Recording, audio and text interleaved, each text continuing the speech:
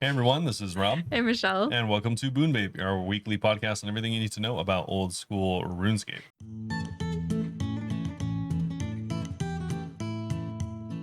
Me burp. Mer- As soon as we started talking, I'm sorry, Goose just jumped on Moose and wrapped her arms around him. Yeah, our cats are fighting.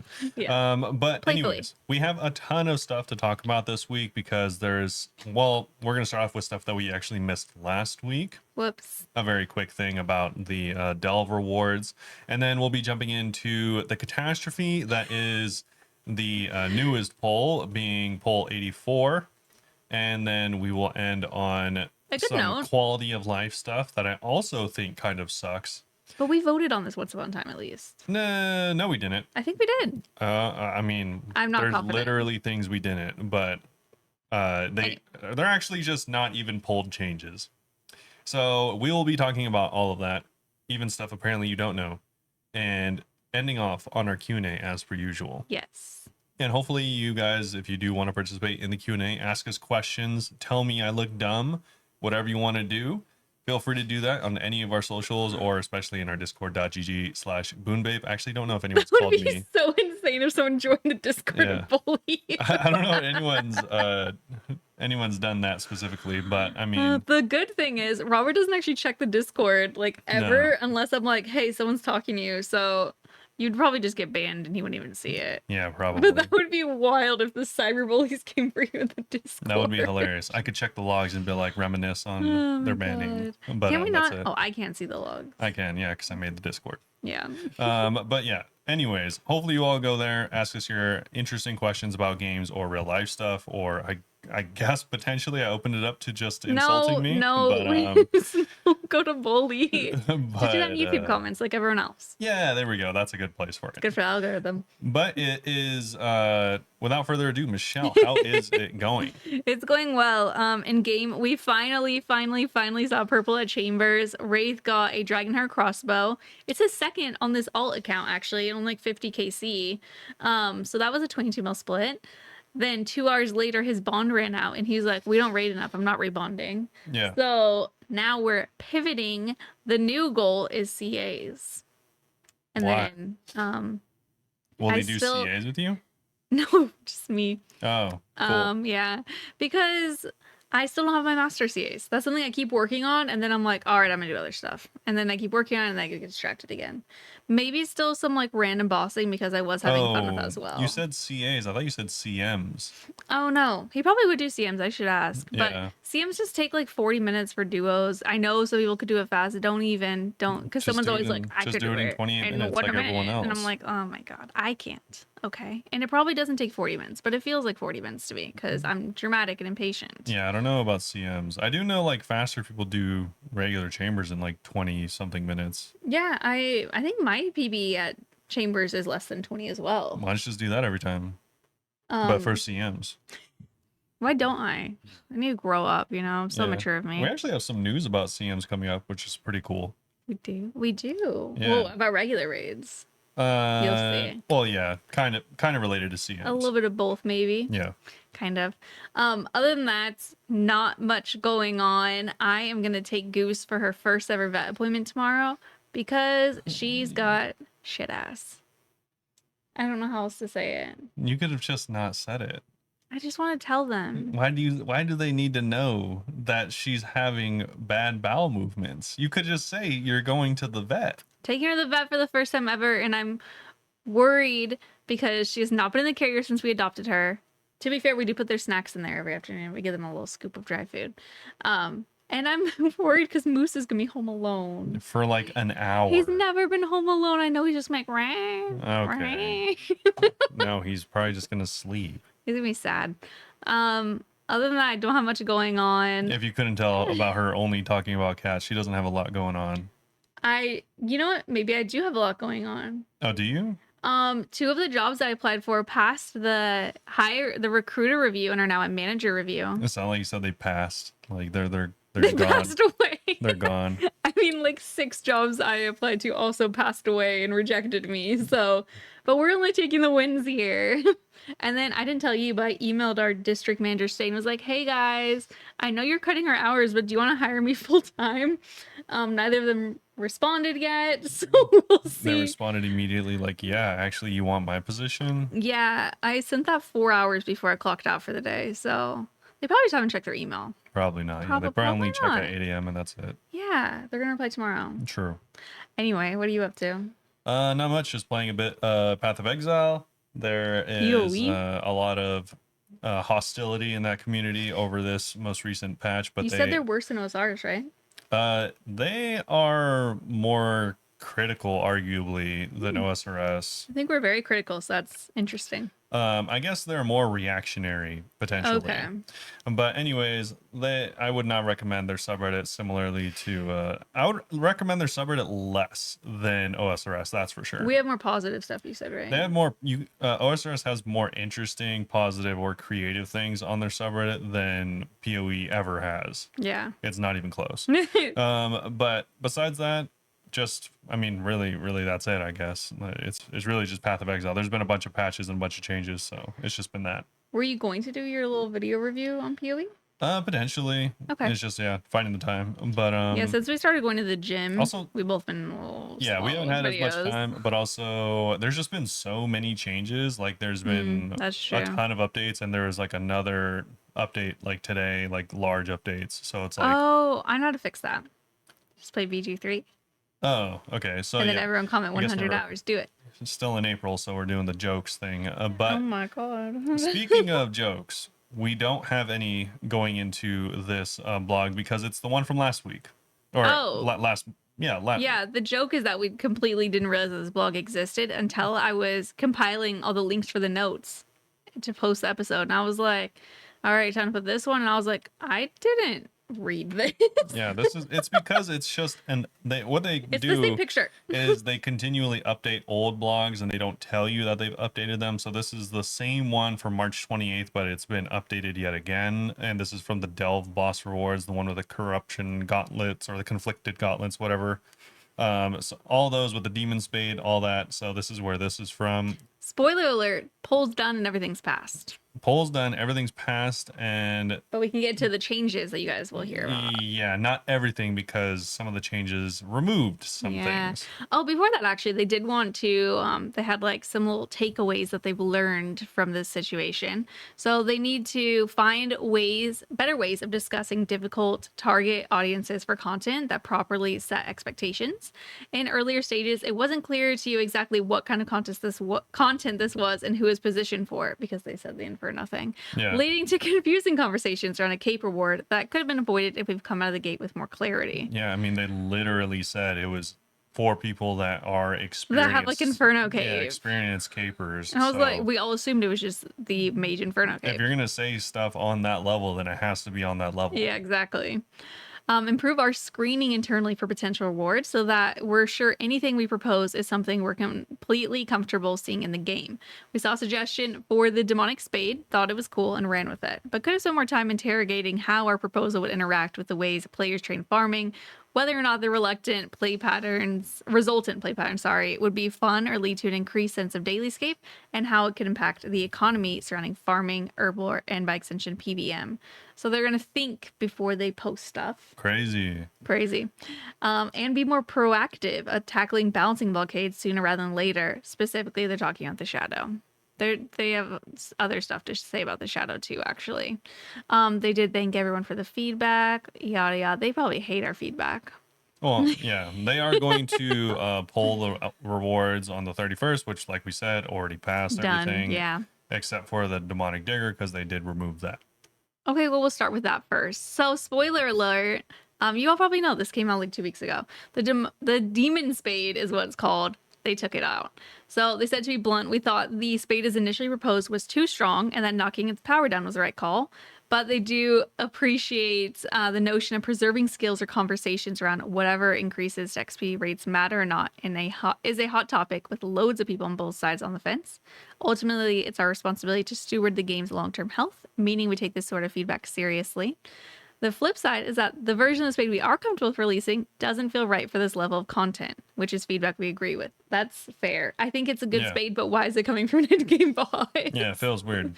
Yeah, so as it stands, the demon spade sits in an odd spot where we feel it does have a use, but would have to be very common to make sense coming from this tier of content and thus be passively obtained in mass by players farming the more valuable uniques, ultimately making a negligible impact in the profitability of Ostoayak. So they're removing it. Yeah, it just, like, the reason for a lot of people wondering, like, the difference between this, I know some people were confused why this is a big deal and the magic secutors aren't as big a deal. That was from a quest, like Everyone an easy quest. gets the magic secutors. The maggots. The maggots. Everyone gets it. There's no blocker. There's no high-end content that blocks it. You and do a also, quest, right? Yeah, you just have to do the Don't you quest. only have to start it? No, I have that backwards. Never mind. I don't know when you get it, but it's from like one of the fairy tale quests. And you get Yeah. it really easily. It's like one of the easiest quests to do. This is in-game PVM. Yeah, and also it doesn't give you a big guaranteed. reward. It like gives you a chance at some additional herbs sometimes. Yeah. So it's literally not even used at a lot of places. Unfortunately, they don't even mention bringing it up in the future. So they say it's never fun shelving content. We want to make it clear that we understand the want of something cool that benefits farming, a skill which hasn't seen anything particularly impactful, unique upgrades since the bottomless compost bucket. We've seen suggestions to attach similar rewards to quests, diaries, or other content, and we believe that we will see something offering similar functionality to the Demon Spade in the future from a more befitting piece of content. So I doubt we'll ever see the Demon Spade literally ever That again. version of it, at least. Yeah, I think it'll be something totally different or Yeah, just a random spade. with a similar effect. Yeah. And then moving on to the confliction gauntlets. So, you wanna read this one? Sure. You'll be happy about it. Sure. So they said, do you remember the thing we just said about the Tumican Shadow looming over every conversation? So obviously, Kind of. I reworded it. Yeah. Well, anyways, we did just talk about how the Tumican Shadow is a little overpowered, which makes these gauntlets extremely overpowered. So there's no shying away from it. There are fundamental issues with the Tumican Shadow that effectively dictate what we can and can't do when it comes to anything about magic rewards. Anything ever. Yeah. So they say that they don't like having their hands tied on this. Unfortunately, we don't believe that we're able to make adjustments to a prestigious, valuable weapon like the Shadow and stick the landing on any changes alongside all the other work that we're doing on Varlamore. We, however, are willing to make a commitment to you, so get ready to screenshot this. In 3 years from now, I'm sure they'll fix it, similar to the blowpipe. They're going to make adjustments, though, to the Tumican Shadow before we discuss any future best in slot magic rewards. So, They're like, yo, we're never going to update Mage ever again. yeah, so apparently these gloves are the last good Mage items you'll ever get because they're probably not going to update the Shadow for a long time. We can't, they say that we can't make any firm commitments on timing here, but we cannot and will not put ourselves and all of you as players and voters in the same position again. Sure, bro. This is the second time. But yeah, this is a Band-Aid fix, and they don't like it that it's a Band-Aid fix, but they are going to change. Oh, yeah. So the Band-Aid fix was the one where they're like, if it's a 4-tick weapon, you can't get the benefit. Yeah. They're changing that.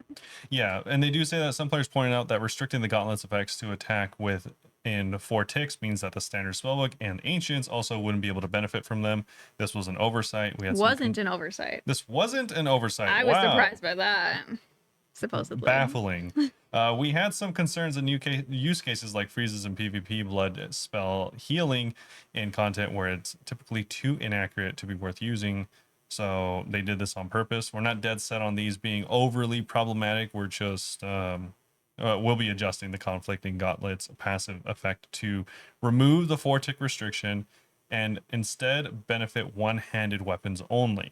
Yeah. So no charged staffs except for Swamp Trident? I think that's one-handed. Actually, never mind. I for some reason I always have it in my head that charged staffs are two-handed, but I think the saying is it one?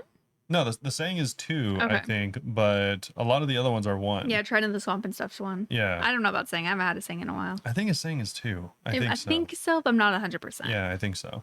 But anyway, so it's only one-handed only now, which is I guess is way better. I still really don't know why they just didn't do, only the shadow doesn't work here. Like, I'm sure they could write up the code I don't to make it know. so that it doesn't work with the shadow, right? Like, They just don't want to say that, I guess. But I'm like, you're beating around the bush. You just want it to not work at the shadow. Just say it's not going to work at the shadow. yeah, because I mean, it's like doing the one-handed thing is cool, but it still works now with the standard spellbook because of that change. So it's like it's not like it's saving it there. So I don't know why they don't just write in does not work with the shadow, and then that's part of the passive. It is kind of Like, weird. how hard is that? Yeah.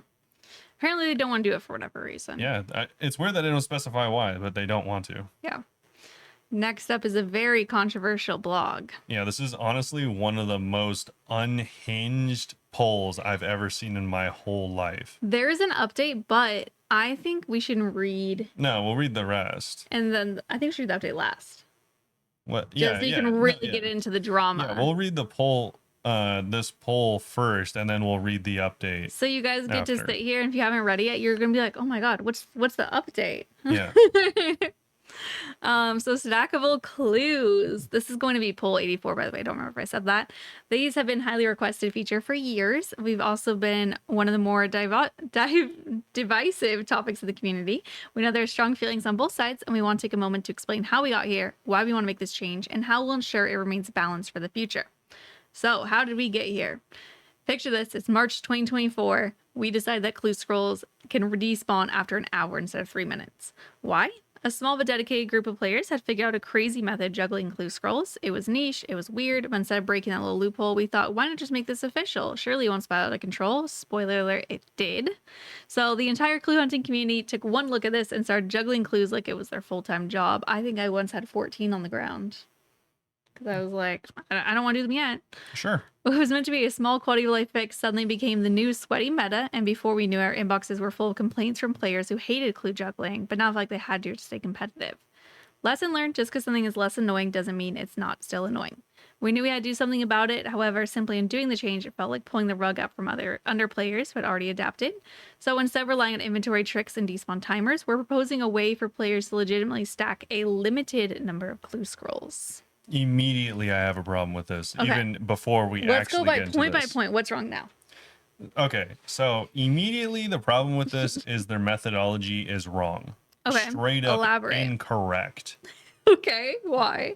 So they said they changed it to an hour instead of 3 minutes. Because of clue juggling. Yeah, very weird, arbitrary reason, but sure. So they're like, let's make. I don't know why they didn't easier. think that would lead to more clue juggling. Anyways, so they're saying that the clue hunting community felt like they were doing this as a full-time job. One, cool. Just because people play in chunk accounts doesn't mean we cater to chunk players. Why does that matter at all? Mm-hmm. And then they said that this became the sweaty meta and they hated it, and we're messaging them about how they hated it. Also, I feel like that has to be like 5 emails total. Like, are you guys actually getting complaints from people that feel like they're juggling as a full-time job? The 1 hour is so much better than the 3 minutes. I feel like it just must have been worse before. That's what makes it so confusing. The sentiment I've seen from people that actually do a lot of clues is they like the fact that they can do it for an hour. They don't have to like worry about. I like the hour. Like, because before, like they said, it was 3 minutes. Yeah. I will say my thoughts like I'm reading it live, like I don't know anything else. I still liked the idea of stacking clues more though, just because not having to leave content is cool. And then lastly, they say that also these players that were emailing them about clue juggling are mad because they are trying to stay competitive. Competitive with what, brother? Are you competing with like... Well, maybe collection logging? Yeah, exactly. Yeah. How is that a competitive thing? There's 5 people. I mean, they said literally like a year ago that they are not wanting and not going to cater to people that are trying to complete the collection log because it would be bad for the game, which they were correct. And now they're catering directly to these people. What are you on about? Like, no, what, this is the craziest methodology ever. We're like, yo, those 1 HP accounts, we're not even going to worry about those. We're going to entirely make this quality of life thing entirely based around clue scroll completionists. Well, that feel the need to juggle full time. I wonder, at this point, pretending we don't know anything else, Sure. you like the idea of stackable clues, right? I don't care because I don't do clues. Yeah. They're not fun to me. So I just want to make it clear, Robert's not like a clue stack hater No. from his point of view. You just like their methodology.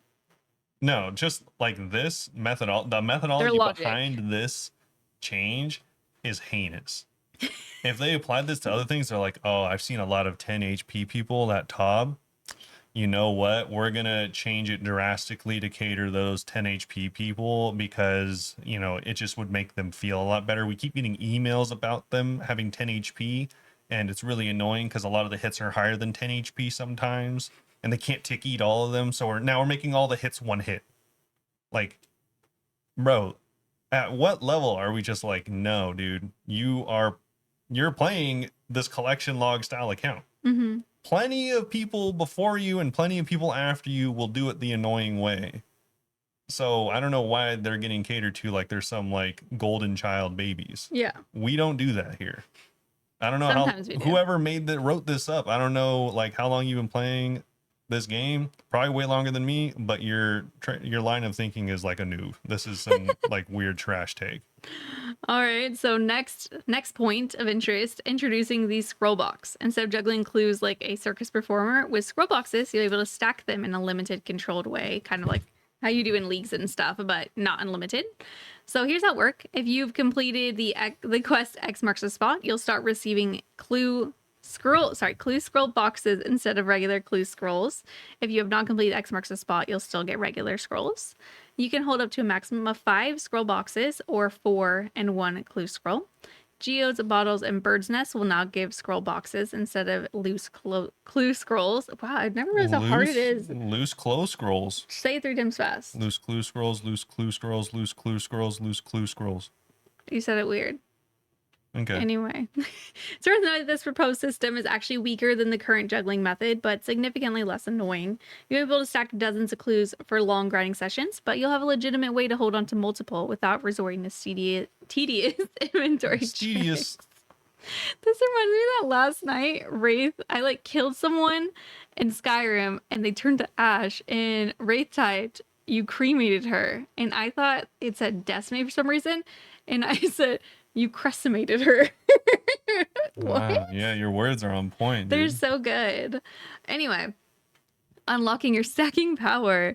We know you're eager to hoard clues, so stacking them is something you'll have to earn because clue scrolls are special.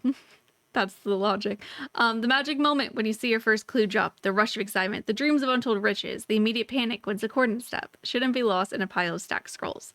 We still want newer gamers to feel that rush of it's treasure hunting time. However, once you've proven yourself a seasoned clue chaser, you'll unlock the power to stack clues like a true treasure hunting pro. I will have you go through this. I hate their tables. Yeah, I mean, it's pretty simple. You start out having the ability to stack 3 of each clue. So from beginner to master, you can stack 3. And then it goes up depending on what you have or have not unlocked. You could stack 3 initially? Yeah. Where does it say that? Oh, it says it down here. Oh, sorry. You can stack 2. I'm just assuming you've killed the mimic. If you have, then it's 3. Okay. So it's 2. As soon as you unlock clue scroll boxes with X marks the spot, you can stack clue, which is just 1 opened clue and then 1 in the box, or just 2 in the box, whatever you want to do. And then you get another increase up to 3. If you've killed the mimic at any level, then you just automatically get the 3. Besides that, there's 2 different caps you can reach. There are higher caps for the lower beginner ones, and then as you get up to master, there's lower caps. So let's say you've done 100 easy clues, then that means you can now hold 4 of the easy clues, and this is obviously unlocked for each different tier. Yeah. Differently. So for like, it's 100 easy for the first cap, and then it's 200 easy for the second cap, which will give you the access to the full 5 clues. Some of these second cap ones I don't even have. Yeah. I don't think I have 75 masters, and I don't think I have 150 elites. I think I'm just close. It's definitely a lot for the masters. For the masters, the first cap is 25 and the second cap is 75, and then like I said, that'll get you to 4, If you kill the mimic, then it's 5. And Yeah. these are all independent as far as I understand. So like if you could have Mhm. 5 beginners unlocked, but only 3 masters That's unlocked. correct. Yeah. So it just depends on what kind of clues you like doing. Mhm. The mimic kill is retroactive, by the way. So if this is something that's added to the game, you will not have to go kill mimic again. Yeah, so it's pretty chill, and it does max out at 5 for all of them. So technically you could have 5 beginners all the way up to 5 masters, all of them just boxed up and ready to go for the next time you want to do them. Pause to discuss that segment. Thoughts? Reading for the first time. I don't. I wish it was related to achievement diaries because I kind of like that idea, to be honest. I also wish it was more related to. I wish there was multiple ways and not just have you done a ton of clues. Yeah. I wish it was like potentially like I was thinking of a few different ways. Like they already have the collection log in the game that they've like, done a lot of work around. Like maybe it could be like based on how many uniques you've unlocked, which I guess obviously is a lot of RNG. So maybe that would just be one of the unlocks. Yeah. And then, yeah, like you said, like maybe diaries, because a lot of that is related to it as well. Maybe there's one for questing because a lot of quests are related to treasure trails as well. So I felt like they could have expanded instead of just like do 500 of these and you'll get the ability to do more. Yeah. Because I mean, we already have that. There are already unique unlocks for each of the clues. They're all like cosmetic things, like animations and stuff Yeah, like you that. get special They're emotes and cute, stuff like though. that. So it's like That's actually one of my goals I've been working on for a long time. yeah, they're cool, honestly, and I'm glad they exist. It's just we already have that. You don't. I feel like You don't need a clue. Yeah, double downing on like rewards from the same exact method is kind of lame. true. Also, I do think that like the amount is like really low. 5. Yeah, 5. Yeah. I mean, 5, assuming you've done 200, 300 of like some of these is like that's a high requirement. So I think most people will probably be around 3 or 4 for a significant amount of time. Mm-hmm. I've never even done like 200 clues total, let alone of a single kind. Yeah, I love clues, so Yeah, so this would like obviously only really benefit the people that are grinding it, which I guess is the point. kind of fine, but 5 is still really low, assuming you have them maxed out. Like people can juggle upwards of 15 at a time really easily. Yeah, So the most I've had is 14. 5 is just not enough. It's just not it for sure. Like it would need to be much higher. I think that's like Kind of agree. a reason a lot of people like this in leagues is because, well, one, you're killing a ton of things and you're getting a lot of these, obviously, but also it's the fact that you don't have to like stop what you're doing. It would introduce the same problem that there is now, where a lot of people see the message, you would have gotten another clue, and they feel bad. Yeah, That's kind of what they're trying to alleviate here.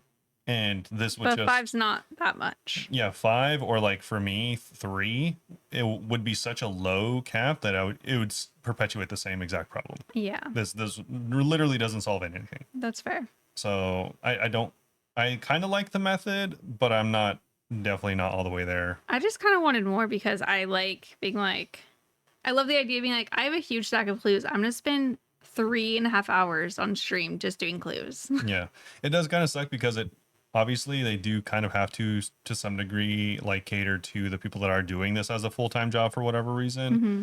because they're gonna abuse it as much as they can, which is fine. That's obviously what part of the game is. But yeah, it's kind of unfortunate because I think being able to stack to like 100 would be a lot of like, especially normal It'd be good content players, videos.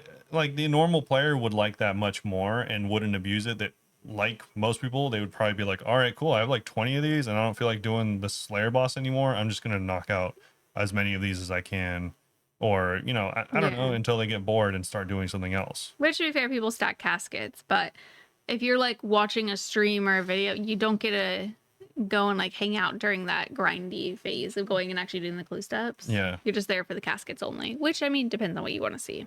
Yeah, and I have seen the argument, especially from like people in Michelle's stream, that like clue scrolls shouldn't be something you do. They should be like a diversion of things, distraction from things that you do, which is like, I mean, it's not that, it's not a distraction or I think it's diversion. supposed to be. Like, it's technically labeled that. Sure, it could be labeled that, but it doesn't feel like that. It's just a secondary job that you get made to feel bad if you don't do, Mm-hmm. because there are actually incredibly valuable unlocks behind this. It's not like everything is a third age. If it was, this wouldn't be a big deal, but if you want the best boots in the game, you're gonna have to do these. Yeah, you want God D'hide for God Wars Dungeon and Yeah. stuff? Yeah. So it's like it's not like you can't do these. You just are constantly reminded that you should be doing these things you don't want to do because they have things you need. Yeah, we have a few people in chat that don't like these suggestions, which is valid.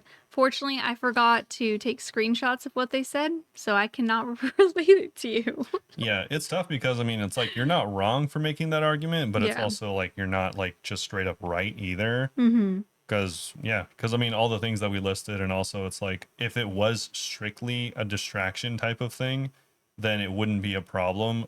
For the same reason that events randomly pop up, they give you things, but I never ever dismiss, the imp calling me to class. Yeah, you need that and XP. I'm not like, oh man, that was 500 XP. I really, I feel bad for missing. No, I literally send him on his way and I go back to mining because I do not care about that event. I don't care about any of them. I always do the events. XP ones. But every time I'm killing, especially Like a hellhound and you get a hard clue. yeah. And it's like, oh, you would have got another hard clue. Oh, you would have got another. It's like I get like I've 12 of those left per task. so many times mid-task, especially with the hellhounds. Like, I'll go kill one more, get another, and I'm like, okay. Yeah, and the thing is, it's not even a convenient time. It's not like, all right, cool, you're near a bank. It's like, no, You're deep in Corinne. you ran all the way into Corinne or all the way into the end of or the wilderness. the end of Taverley Dungeon because you don't have other stuff available, and it's like, all right, cool. Now I guess I just leave, or I feel bad and do this as best I can. Oh wait, I'm stuck on the second step. Guess I'll just drop this and go back to exactly what I was doing, having wasted 15 minutes. It's like they do address some of this actually in the next paragraph. Maybe we should have read this first, but whatever. I don't think so. So one key change we want to be upfront about is the reduction of the clue scroll despawn timer back to 3 minutes. This is going to happen regardless if we get stackable clues or not. A tragic change. I'm sad about that. A tragedy to behold. We recognize this will be a controversial change, but after reviewing player feedback and behavior, we believe the 1 hour despawn timer led to unintended and frustrating play patterns that weren't healthy for the game. But our goal is to ensure clue scrolls remain an engaging and rewarding activity rather than something that encourages excessive juggling or forces players into tedious inventory management. That's also why stackable clues are being proposed, to offer a practical alternative. If this update passes, you'll be able to store up to 5 clues per tier in your inventory, reducing the need for constant back and forth interruptions. The intent here is to smooth out the experience, not to trivialize it. Whether you're finishing a Slayer task without needing to leave multiple times, like we just said happens a billion times, or completing a raid without abandoning your friends for an elite clue. That's happened so many times where I'm like, well, I really want to do this clue, but I don't want to make everyone wait for me. The 5 clue limit helps strike a balance between convenience and challenge. This is just the first step in improving clue scrolls. We want to refine the system to enhance your gameplay without making it trivial. We'll continue to monitor how the system plays out and make changes if necessary, but to be absolutely clear, we will not be increasing the stack limit beyond 5. This is a firm cap, and we have no plans to expand it further. That is such and they're giving the 1 hour timer. They don't even give any reason besides they think it strikes a good balance. That's such an arbitrary number.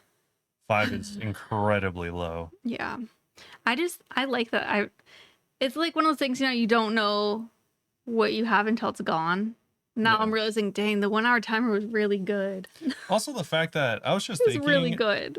Like, it is so arbitrary that the fact that they're not even willing to pretend to increase it is so bizarre. Because, for instance, when has it ever been true that 5 masters are worth as much as 5 of any of the other ones combined? Like, why is the it not... average master's only worth 10 gold, I think. Yeah, apparently definitely not 500k. It doesn't feel like that. Yeah, it's like, why is it not 5x for each step down the ladder? It's like, sure, 5 masters, that's kind of a lot of masters. That's a lot of steps, 5 like 35. beginners. That's like 35 steps. But yeah, 5 beginners, that could be literally That's 5 steps. That could be 500 gold right there in beginners. That would be good if it was 500 gold in beginners. So it's like, I don't know No, that's fair what's too. up with this arbitrary 5 and we won't increase it. Like, who are you? Yeah. How Like, first of all, how dare I you? don't do clues, and that sounds insane to me. Yeah. The master kind of makes sense. The other ones is like, I don't know. Yeah. If I you thought that was insane, like I did, this next part, my brain left my body and my soul erupted. This part made me feel embarrassed because last night I was defending clue stacking and no one mentioned this. I wonder if you guys are going to be surprised, by the way, that we both hate this. This is one of the top 5 worst I hate decisions it. I hate it. I hate it. I hate it. And usually, ever. obviously I'm very optimistic. I try to make things work. I really don't like this. Yeah. Do you want to talk about like me? the fact that it took 4 years for the blowpipe to get fixed, or the fact that the sand castle casino lasted for as long as it did. That the sand casino lasted as long as it did. Both of those decisions pale in comparison to how stupid of a decision this would be. Skip tokens. I read that and like my heart dropped. I was like, what? That sounds like something that you would buy in a mobile game. Yeah, What because is it the is. skip token? It is. One of the biggest frustrations with clue scrolls is reaching a late step only to be hit with a task you can't complete or just really don't want to. Some players resort to juggling clues to avoid these situations, which isn't exactly an engaging gameplay experience. To address this, we're introducing skip tokens, a new item designed to give players more control over their clue-solving experience without removing the challenge entirely. Each clue tier will have its own token obtained through Clue Scroll reward chest. These tokens will be tradable and stackable, making them a valuable commodity for players looking to streamline their clue runs, which means mains can just buy a million. This actually that Bizarre. That like 2 sentence back to back honestly read exactly like a April Fool's joke. Like, they're really not beating those turning into RS3 allegations when they say some people don't want to do steps, so we're gonna put tokens in the game. This is insane. Here's how they work. So skip tokens allow you to skip a single clue step within a scroll. Pause real quick though, because I do wonder how that will work with if you're still juggling them. If you could just keep juggling them. Yeah, because you can still juggle at this point. That's bizarre. Even with a 3-minute. They cannot be used on the final clue step to preserve the integrity of the reward structure.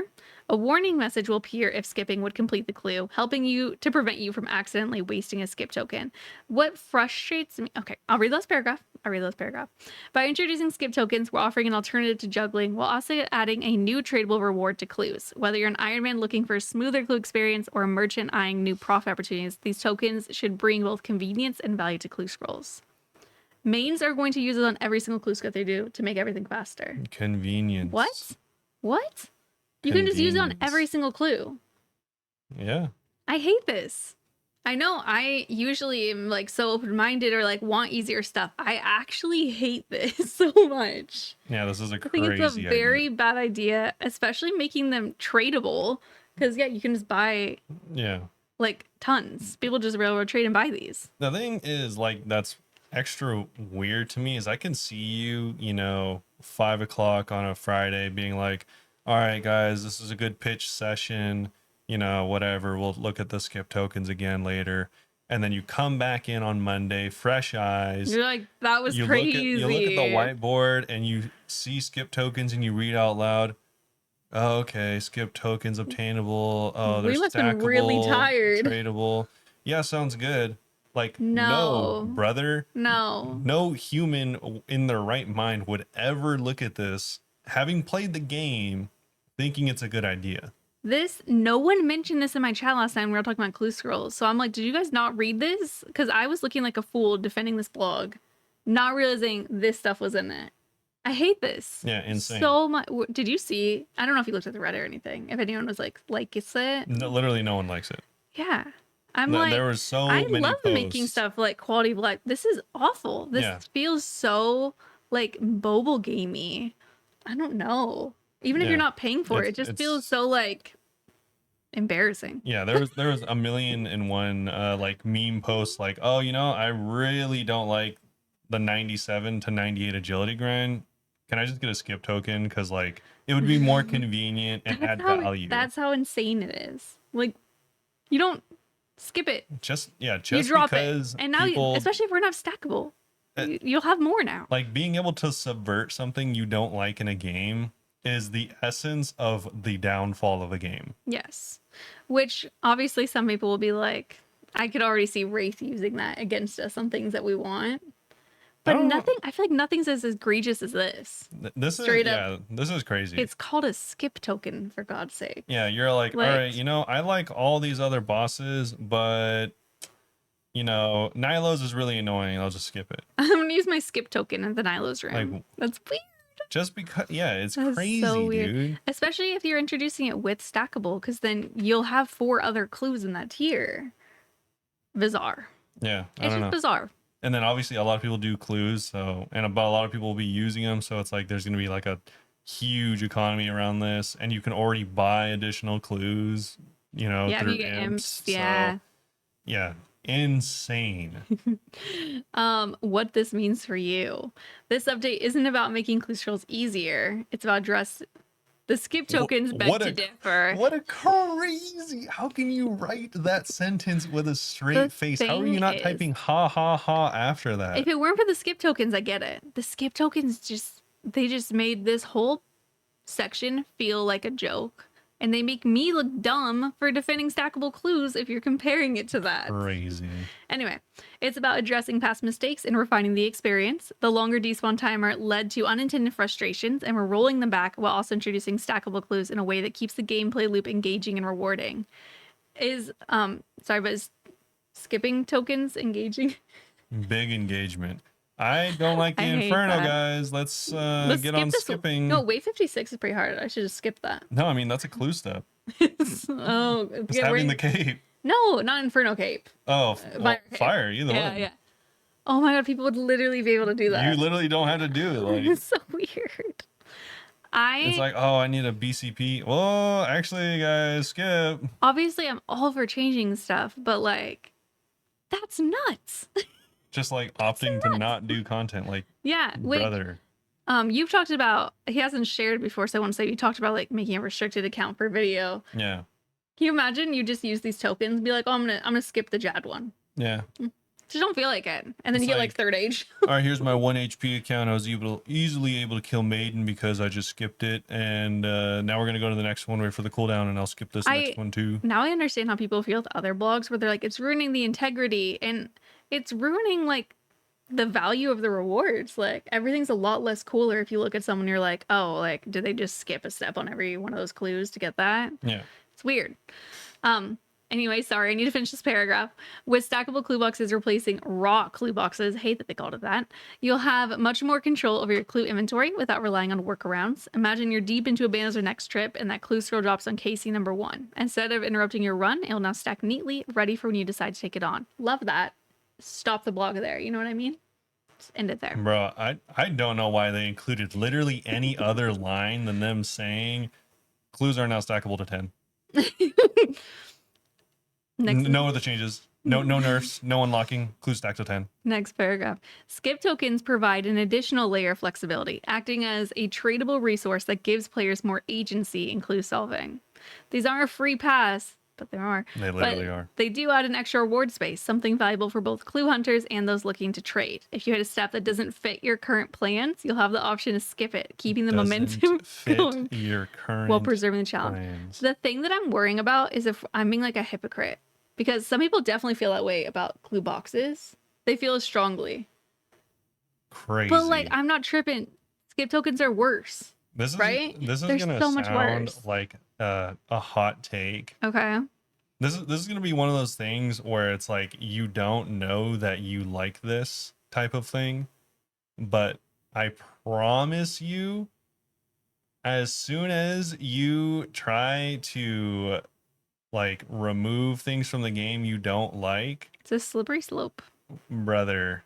It's one of those things where it's like you don't know what you have until it's gone. Like me with the 1 hour despawn timer. No, it's like one of those things where it's like you think you know, like the infamous like World of Warcraft quote. It's like you think you know what you want, but you really don't. Yeah. If that's what you think. This feels like such a random Reddit user suggestion. Yeah. This does not feel like it was written by the mods. It's so like bizarre to me. Also, I wonder if someone was actually suggesting this or if they actually thought this was a good original idea. And like maybe that's why no one has ever suggested it I don't because it's not. know. What I'm wondering too, like I was saying, if you can use them multiple clue scrolls, can you just use it like if you have 6 mediums that you got from imps, can you just skip them all until you're on the last step? Like I don't know. I don't know if they track that. We do have an update on this. Yeah. So to quell some of the frustration, maybe if you want to read this. Yeah, I mean, I'll sum it up again. The entire update, there's more to this blog, by the way. The entire update's only about those clue scrolls because that's what everyone was pissed about. Yeah, they used 7 paragraphs to say essentially they really messed up here and went way in the wrong direction. And so to start, we'll be separating all the things stackable clues from the rest of the proposed update that we haven't gone over yet. They're going to pretty much entirely skip all of these questions because obviously they weren't on the mark, and they will do a separate quality of life poll with them later. Yeah. We're doing this because we appreciate that stackable clues probably warrant more discussion than the other things on offer here, and it was perhaps a little optimistic. Think skip tokens need a big discussion. Crazy. While we don't have an exact date in mind, stackable clues and discussions around skip tokens or despawn timers will be ongoing. So they will continue to talk about this and gain input. So they're going to keep looking into it. Yeah, I said hopefully within the next few weeks. Yeah. So thankfully, this was one of those situations where the blog came out less than 24 hours later. They're like, we apologize. Because that's how wrong they were. It was nuts. Anyway, yeah, so we can move on to the rest of the poll, but this does remind me. Bizarre. There's a lot of times like this that remind me of this quote, but this obviously does for other reasons. Where there's a really famous gaming quote from I think the creator or the director of Civilization 5. You know, one of the better games made in the last couple decades. He said, I think his name's Soren Johnson. He said, if given the opportunity, your players will optimize the fun out of the game. Yes, that reminds me of watching Lost. Stay with me. Sure. Here. Watching Lost, at some point, I guess the audience was like, I hate that you guys don't have the background characters interact with the main characters. So they introduced background characters and started having them interact. And then the fans were like, I don't like these characters. So they killed off the characters. Big. And I'm like, what an absolute waste of time to listen. To be fair, sometimes, like, I love Yellow Jackets, but some of the choices they make, I'm like, that's so stupid, you know? Yeah. But at the same time, like, it's their vision. Stick with it. Don't listen to the fans that much if it's going to ruin stuff. Yeah. I don't know if anyone asked for skip tokens. It's weird because I do think listening to the community is important. It's incredibly important. Yes. But at the end of the day, your community are not video game developers. Yes, you have to recognize that. You need to just take into consideration, not automatically be like, yeah, we'll do that. Yeah, there are some times where you will consider something and be, say that your community's not going to like it, but do it anyways, and you will be wrong. Yeah, of course. There's absolutely 100% chance of that happening, but you cannot trust your community to do what's best for the game. They will do what's best for themselves because that's what people do. Mm-hmm. So yeah, I don't know where this idea, I've never seen the idea of skip tokens ever. That was so bizarre to read that. But that was heinous. That was bizarre. Next one I actually like. So this is the Abyssal Sire rework. The Abyssal Sire boss has always been unique, but we recognize this mechanics can feel a little outdated compared to more modern encounters. Our goal is to refine the fight while maintaining its core identity, making it more engaging and enjoyable without completely overhauling what makes it special. Special. We love talking yes. here. With that in mind, here's some of the changes we want to propose. Let's just go back and forth because I can't speak. Sure. So Sire is currently untargetable during his transition phases, forcing players to pretty much just sit there and watch him. It's really weird. They wanted to make it a little bit better, so they're going to make him targetable during this phase, but you will be doing half damage, which they talk about later on. Yeah, spoiler. Sire's sluggish movements feels unnecessarily tedious. We want to increase its speed to match a player's run, reducing the downtime between mechanics. And the lung phase is taking a little bit too long, so they're going to shorten it, also making it so that your they're implementing a minimum hit of 50% of your weapon's max hit, so you'll never miss. Also, allowing endgame setups to more reliably one phase, and Demon Bane weapons will essentially one-shot these vents. I don't know why this wasn't just 1 point. You just skipped like all the points. Okay, last point, which he kind of already said, but no, those 2 points. Like, I don't know why they're like, You we're did all- shortening this by making it easier, and then they immediately in the next point explain why they're making it or how they're making it easier. to compensate for these changes, ensure the fight doesn't become too short, we're going to be increasing Sire's hit point, introducing 50% damage reduction during the transition phase. This should help maintain the challenge without forcing unnecessary downtime, which I'm all for, because the most boring part of fights is when you can't hit them. Same with even Moon's Apparel. You're just like standing there and you're like, wow, I sure wish I could hit the boss. Like, Yeah, that like, would be crazy. The transition phases are really Yeah. kind of sleeper. Even if you could just hit it for like 2s, like a thrall, like something, man. Yeah. Anyways, yeah, those are all the questions if we should introduce that. Next up, we have Zora stuff, which we kind of already talked a little bit about this previously. Yeah, so this is the melee Zulrah changes for anyone that wasn't, here or around whenever they came out with these. A lot of people liked the idea of being able to melee Zulrah There's whenever. the thing in leagues. Yeah, exactly. Whenever you took the League's melee relic, you were able to. So they're kind of they pitched the idea, and a lot of people liked this, and now they're pulling it. So if you have a halberd specifically, can melee Zulrah at any time. That's cool. Not just during the melee phase. They do say specifically that it'll actually be really good during the melee phase, but it's not, exceptional in any of the phases except for a little bit during the melee phase. They also say even with the new best in slot oath plate armor, it's still not It's like barely. Yeah, it's still not a super good option here. Obviously, if you're using a T-bow, probably just keep using that. Yeah. But when would melee actually be useful? It can be useful in specific situations, especially if your melee gear is significantly stronger than your major range setup. So if for some reason you have like Torva and a Noxious Halberd, but only have like Trident of the Swamp, you'll want to melee it. Crystal Halberd's special attack could also help in finishing off phases, but it's not a game changer overall. What's the point of this? Overall, it's about offering players a fun alternative and giving you more ways to approach Zulrah, which I like it. Yeah, especially if, you get like... If Halberd naturally has that range, it would kind of be weird if it wouldn't work like that. Especially because, chances are if you're doing Zulrah still, you're going to have the Crystal Halberd. So it'll be nice to use that at places other than like nowhere, because when you unlock it, it's not super I used it used right away. all the time. Yeah, I was like, what's weird is you use the Crystal Halberd, you get so fast, you use it more in later game. Yeah, exactly. Like I use it at top. That's what I was thinking. I was like, when you unlock it, it's kind of early on. Maybe you don't know what to use it for. Maybe you'd use it at God Wars if you feel strong enough to do that at the same time. But you can do. I use it mostly at top. You can do Zora and that quest line way earlier than a lot of the other content that you would actually use the Halberd at. Definitely, I agree. So yeah, they give the example of the Noxious Halberd, and I'm thinking to myself, if The you Crystal Halberd have is finished special. Araxer for, obviously if you're an Iron Man, if you finished Araxer and you're going back to Zora, then sure, I guess so. But hey, I only have like 200 Zora KC. I need a lot more collection logs there. what?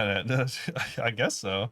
Rude. sure. Anyway, next up is Chambers. We have something for all the raiders out there. We want to introduce a new toggle in the raid creation interface that allows players to generate a challenge mode style layout for regular chambers. It's going to be the same exact layout, but not the increased difficulty, not different mechanics, anything like that. So you will not be getting like the cool CM drops at the end either. Why should you care about this? This change isn't just for speedrunners. It offers valuable benefits for those looking to practice CM mechanics in a less stressful environment. So it's just like to get the lay of the land, because when you first start doing CMs and you see everyone switching for the gear for the next room and you're like, what the frick is in the next room? Like, I don't remember. Like, it's overwhelming. I have little tile markers outside most of the rooms saying like Vanguard's next, prep next, stuff like that. It takes a while to get used to. I think this is a really good example of kind of how, I know a lot of people will complain about, like, obviously takes that I or other people or you have about like making things easier. And this, does objectively make this easier to an extent. Definitely in certain regards, because you don't have to, like they said, they go on to say you don't have to think about setups, what gear you need, because you know exactly what gear you need. It takes away the randomness. Exactly. Which is something people have been requesting from Chambers since it came out. That does make it easier, or Yeah. kind in some regards for sure. Yeah, but it makes it harder because it's gonna take longer to get to every room now. You actually have to Yeah. learn every boss. Yeah, exactly. So it's like it does make it easy, but not as really. It just removes a bit of tedium, which can be argued that it's easy or not. But like this is one of those changes where it doesn't really seem like it makes the game easier. It really just it does it for the sake of good. Like it actually improves the game Yeah. because they still leave in the option if you want to go hunt, for I'll probably still do your randoms. rooms. The reason I haven't been doing challenge modes is because I don't want to do every room. It takes forever. Yeah. Like, But I like just want short if raids. I were to go learn today, I personally would prefer this Yes, because I know what to prepare for. exactly. I don't like as a new player, someone new to raids, not knowing what I'm doing because it's different every single time. This kind of reminds me of like almost like the entry mode for chambers. Yeah. Because you get every room, it's not random. That's something that experienced raiders who are doing regular raids probably won't care about. We can do any room. Like, it doesn't really matter. You'll have your preferences and that's fine. Yeah, like I'm not going to do this. I would just do a CM. But if you're learning, I think it's actually a really good idea. Yeah, so I think this would be a good improvement for the game that some people could argue makes it easier, but I really don't think it affects the game in a negative way. Do you ever get worried that we're hypocrites and we don't realize? Yeah. I've been scared. I'm like, because I like the stackable clues, but I don't, or I like this, but I don't like the skip tokens. Like, am I a hypocrite? I guess it's just part of having opinions. Sometimes there's no rhyme or reason. Yeah. You just do. No, I don't really worry about it because like I know I will be wrong, Of course. but also I think like one of the few skills I have is being able to like look at things from a wider angle. Hmm. Like for instance, not saying I'm right, but at least I can step back and realize that they're making these changes because of these other things, not because of what you want right now. Yeah. Which is like a big problem in like the PoE community. Yeah. Is like they're like, oh, the game doesn't feel good right now. These changes don't help me right now. I don't like them. Exactly. Whereas like, if you just look at them and look at like really think about why they're doing these things, maybe it'll help you next patch, even though they're doing it right now. Hmm. Moving on. Something that'll help you right now, if they actually put it in, would be this change for demonic gorillas. Yeah, this is going to be unpulled, by the way. I like this, Do honestly. you? Okay. I do. I don't go here often enough, so this is one of the ones that was making me worry, like, oh my god, is it a slippery slope? Am I a hypocrite for liking this? Because I think it's kind of cool. So demonic gorillas will become non-aggressive once you've completed MM2. I don't like that. That one's kind of weird because they're demonic gorillas. Yeah, I'm all like, the things in the game should want to attack you. That's how Yes. everything is in the game. These are literally demons. Because the quest doesn't end with you befriending them or being on their side even, I don't think. So And we're still their enemies at the end, I think. They are literally demons. Like demon bane weapons work here. I think unless like we form an allyship and we're on their side at the end of the quest, which to be fair, I don't remember the end of the quest. They should probably still I don't think so. aggro They were just their tormented demons were just like gorillas that were demonic gorillas. Demonic gorillas were just regular gorillas that were experimented on by Gloff. That's sad. Oh, I'm pretty sure. something like that. It's been so long since either of us have done that Same thing with quest. tormented gorillas, which is why they have that name. Yeah, So it's like, that part's kind of weird. yeah, I don't know why they are like that. Kind of a weird change. Yeah, they just want you to be able to like focus on the fight. Well, to be fair, like sometimes it is annoying if you get aggroed by one, especially if you're an iron, I'm sure, because like someone else could have fought it and tellied and now you're stuck with that one. Yeah. But I think they did change it so the timer runs out quicker. I guess so, but also it's like one of those weird things where it's like it makes it more convenient, but like weirdly enough, if you think about it, if you've been to gorillas, you know this feeling where it's like if it does work out where like you do it in a certain way where the gorilla right next to you doesn't get aggroed, it feels nice. Like it feels like you've it's kind of it satisfying. feels like you've done it correctly. But then, whenever you mess up and in the middle of your gorilla fight, another one aggroes you, and now you have, the aggro of two, especially if you're an Iron Man, someone comes over and finishes the other kill, you don't get the loot. So that sucks, but it can definitely be annoying, but this was kind of weird to me. yeah, it takes away like a weird small W that you can get. We're also standardizing how often they swap prayers. Right now, their behavior is a bit unpredictable. I actually hate their behavior. Yeah, this is what I like. So they switch prayers after 50 damage taken or after 6 successful hits from the player. This is I've why never it's in my weird. life counted it. I'm just going to watch. I tried counting it when I was learning, and I was like, nope. I just pretend it's random. Yeah, I was like, oh, this is just like Vorka. No, it's Nope, not. it's not at all. Successful hits? Like what? No. No, it's not. So moving forward, demonic gorillas will only switch their pairs after 70 damage taken, and we're removing the 6 successful attacks trigger entirely. This should make the fight more consistent and less frustrating, especially for players trying to optimize their speed kill or just enjoy a smoother flow to the encounter. Yeah, because these mobs were definitely on the edge of being like kind of AFK or just, you know, second monitor People would content. say that. They never were to me. They were always difficult to me. It felt like that kind of, but then every once in a while you'd be like, oh my god, they switched to melee and I just got hit 3 times. What's happening? Me every time. Ultimately, these changes are about making it feel like less of a grind and more like an enjoyable challenge. We can't wait to hear how you feel, or we can't wait to hear how they feel. So let us know your thoughts on facing these beasts. Oh, How they feel, how the mobs feel. I thought you meant their feelings. No. I was like, they probably don't like it. Yeah. They probably aren't happy. I'm not That's so funny. I'm not a big fan of these unpulled changes. They do a surprisingly high amount of unpulled changes this week. I will say, I don't think this should have been unpulled. While I like it, this seems like something that could be controversial. Yeah, if you think about it, this is 2 changes that are unpulled. The fact that they are non-aggressive and the fact that they have changed their combat. I think they could have changed the combat, but I think that the aggressiveness should have been pulled. I think they both should have been pulled. Yeah. Because I see unpulled changes as these strictly make the game better. Everyone would like them, and we're doing it because there is no downside. Mm-hmm. And almost all of their unpulled changes this week are They seem more not controversial than normal. They're very, very not good applications for unpulled changes. Yeah. This one is pulled. Why do they go back and forth like this? I don't know. So chiseling for Ether, they proposed this change in the past, and they've had a lot of follow-up questions they're bringing to a formal poll. So charging a Revenant weapon currently requires a hefty 1,000 Ether. We've heard from too many Iron players that upkeep costs makes these powerful jobs frustratingly difficult to use. So it's time we gave you an additional source.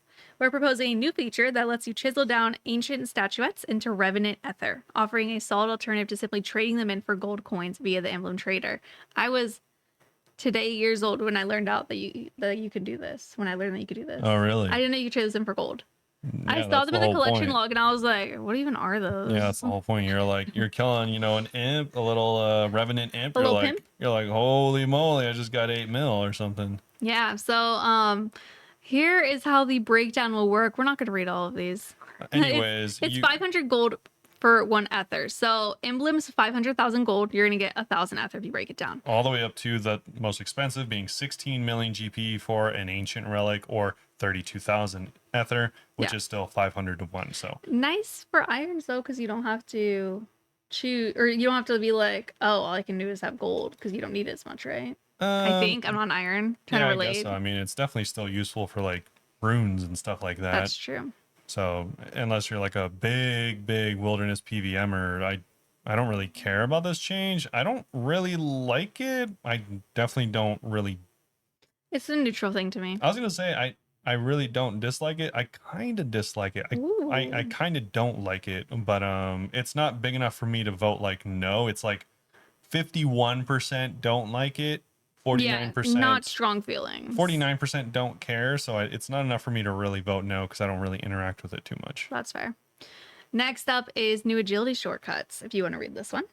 Yeah, so they're just adding a bunch of new agility shortcuts. These are all going to be pulled. So this is starting off with Castle Draken. You can scale the wall one way. There's also going to be a Varrock Castle Garden. That was really nice for clue steps. Yeah, because getting over the garden into, this is like the Queen's Garden. Yeah. Really annoying. You have to have Garden of Tranquility done in order to get this. And 35 agility. Yeah. Pretty low level. But Also, right now, by the way, if you don't remember, you have to run through the castle, through the kitchen, all the way around. It's weird. Yeah.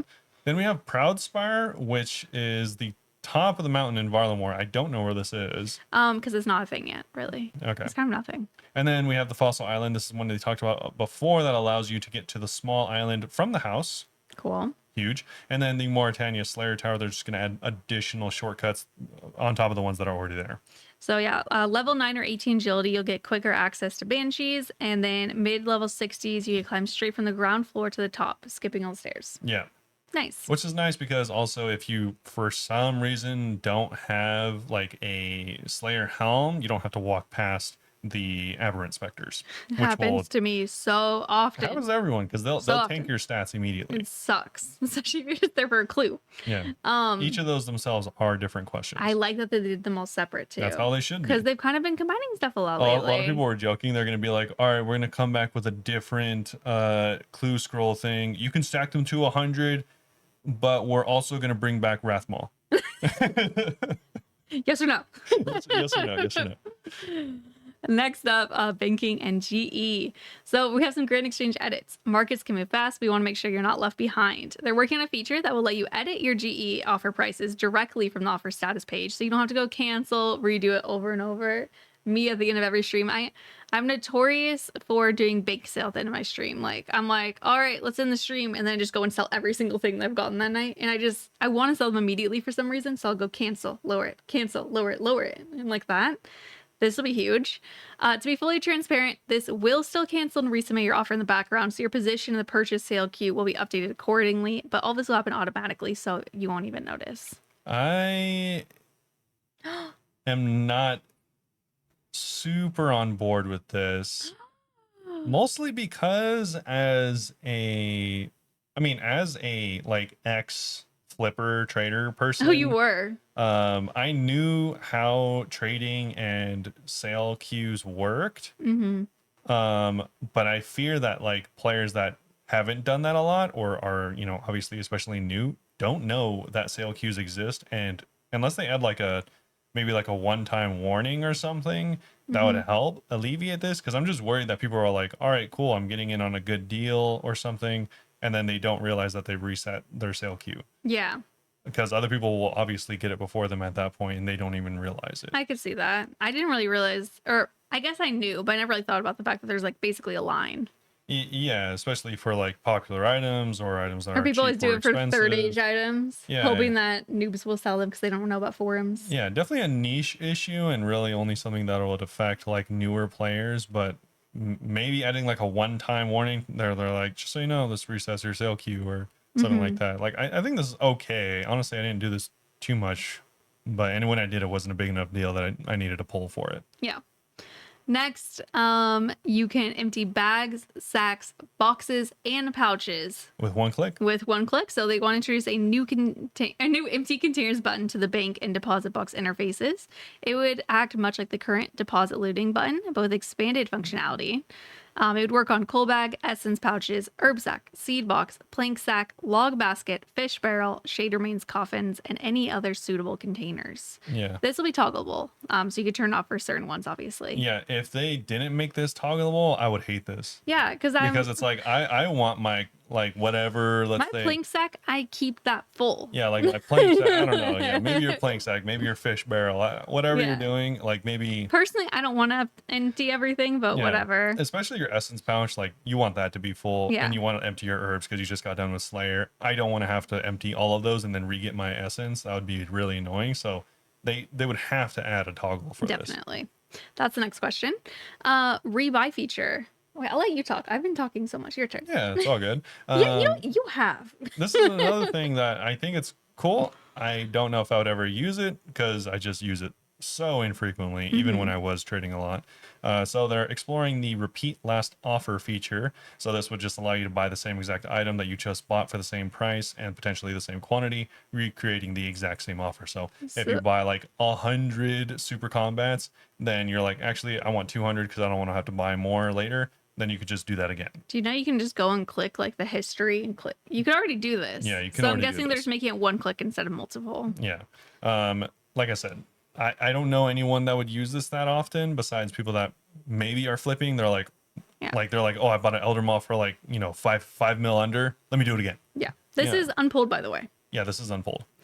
Next Well, up. is it unpulled? Yeah, it says these last two are unpulled. Oh, as really? they just make sense. Crazy. Last of the poll, standardized reward and deposit interfaces. Ever noticed how some rewards chest and deposit menus have their options in a different order every time? This is a good change. Like this is the proper unpulled change. All the other ones suck. One moment inventory is first, the next time it's bank. Sometimes discard sneaks in when you least expect it. It's like trying to grab your usual groceries, only find the entire store layout's changed overnight.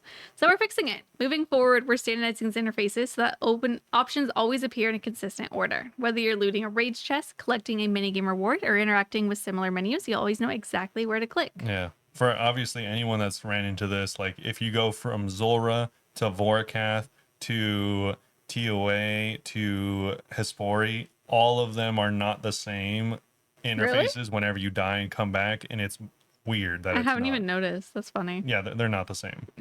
But we have some other changes. I also Wait, these are actually still part of the poll. I was a liar. these are part of the poll, but they're more just other. Yeah, I was thinking of the other block. All these other ones were like bank They were related. themed. This is strictly the other changes. These are also still getting polled. And so this first one is going to be Chinchompa Insurance. Yeah, this was weird. So if you lost Chinchompas to a disconnect or a PVM death, it doesn't feel good, obviously. You worked hard for those little guys. And for anyone that doesn't know, when you drop Chinchompas, they all run away forever and will never come back. Yeah.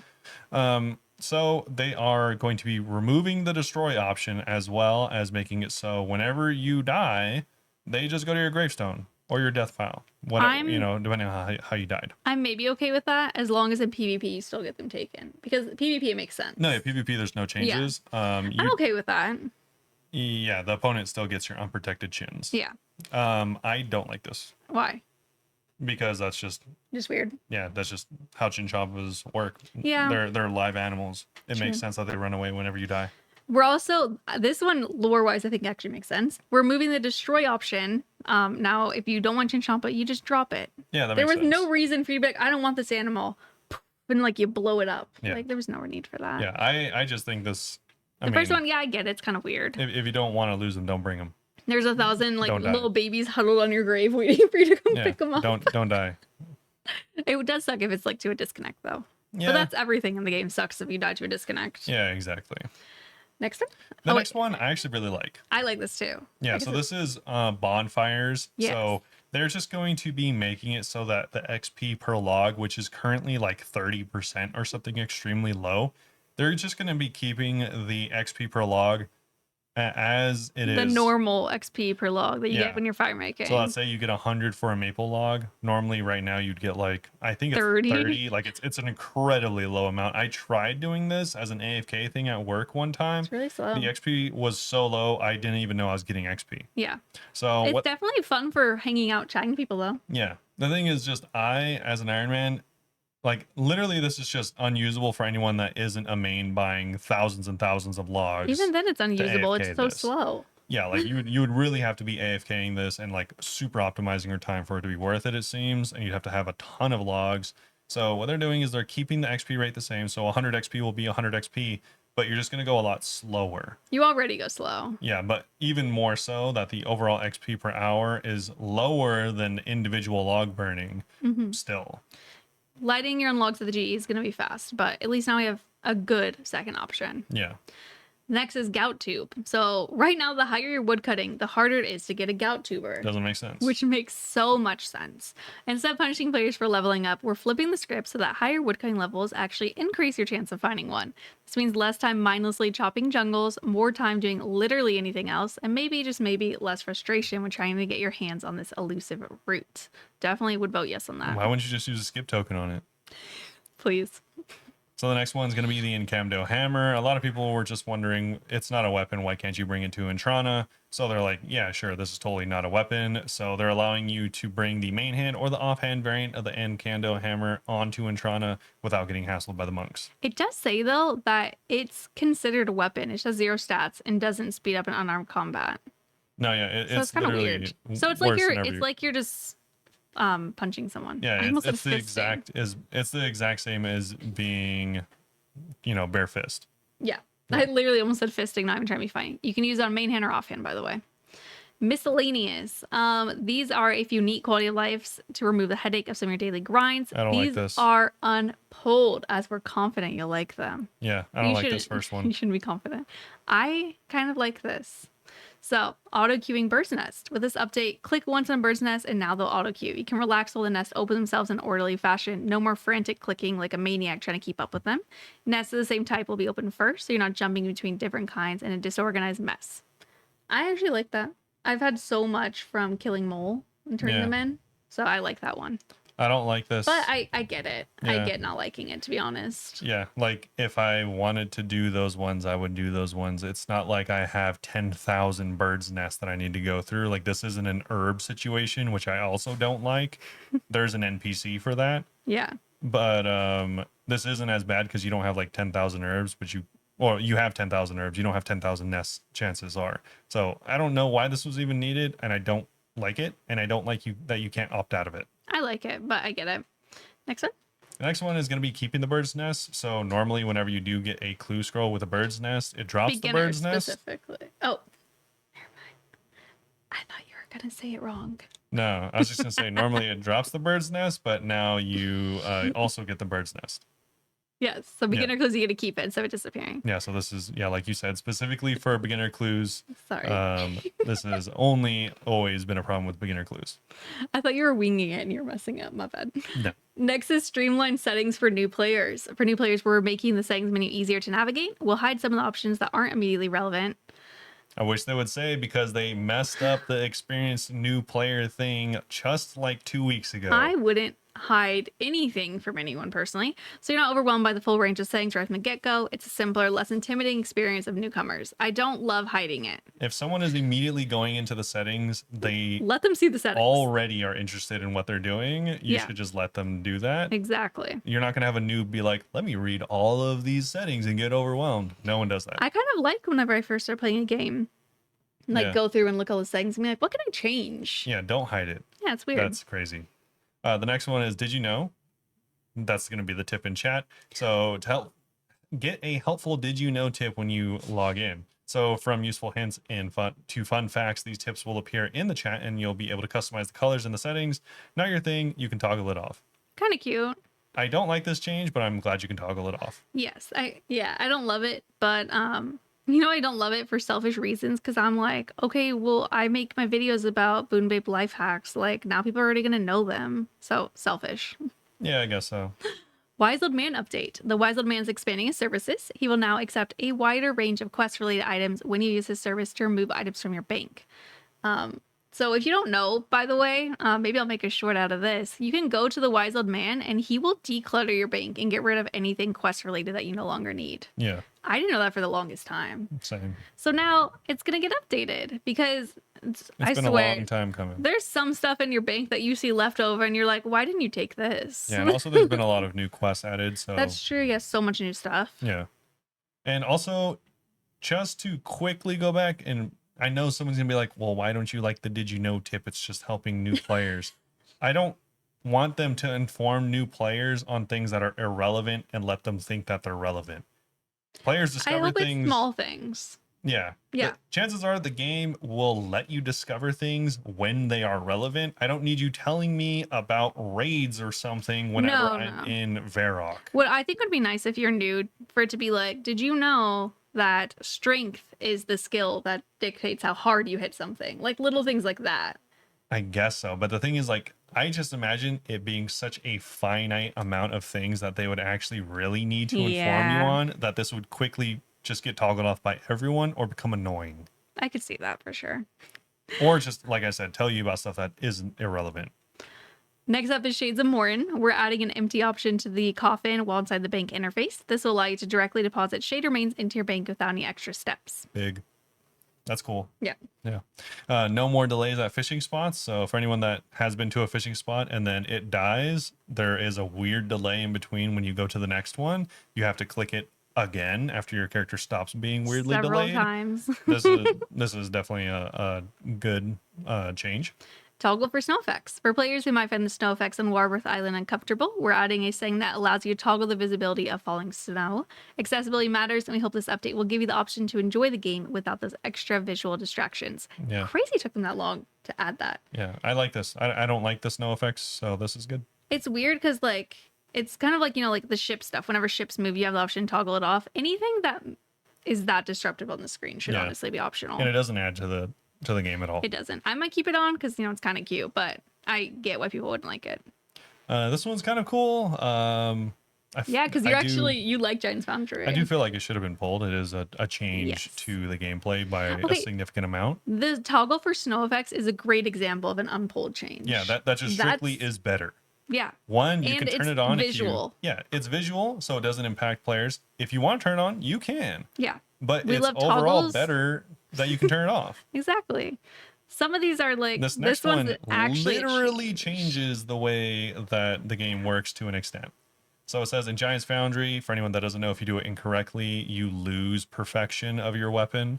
So if you do hit the bonus action perfectly, which a lot of people don't even know it exists. Will you make a Giant's Foundry guide?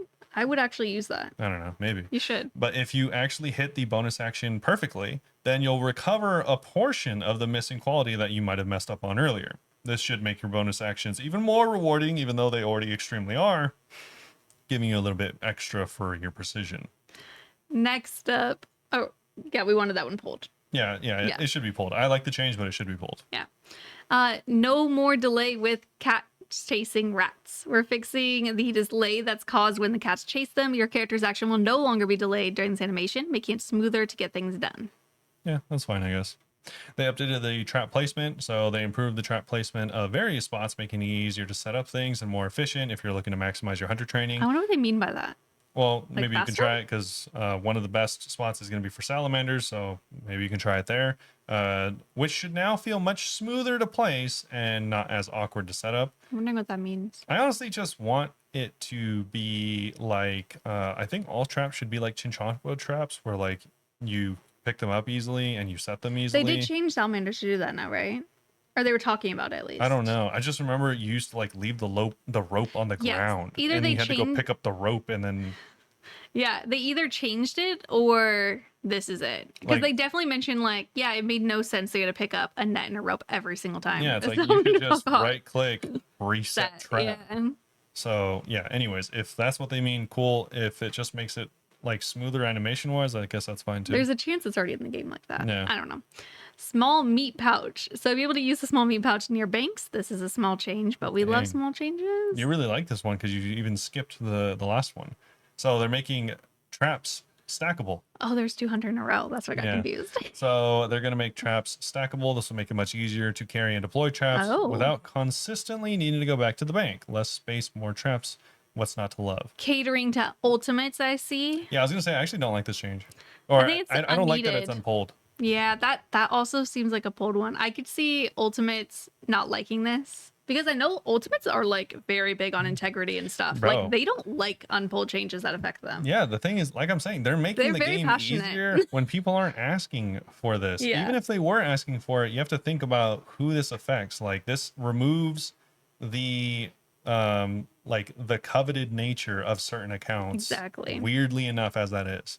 Yeah, I do. That's something that is nice about Ultimates. They're very self-aware with stuff like that. Yeah. Whereas sometimes we're a little bit like, yeah, give us everything. They're like, I don't want that. Don't give me that. This next one's a good change. Yes. The Tower of Life, whenever you randomly search boxes during the quest, now they will always have something in it. Previously, there was a chance to find nothing. Yes. Just a good change. Yeah.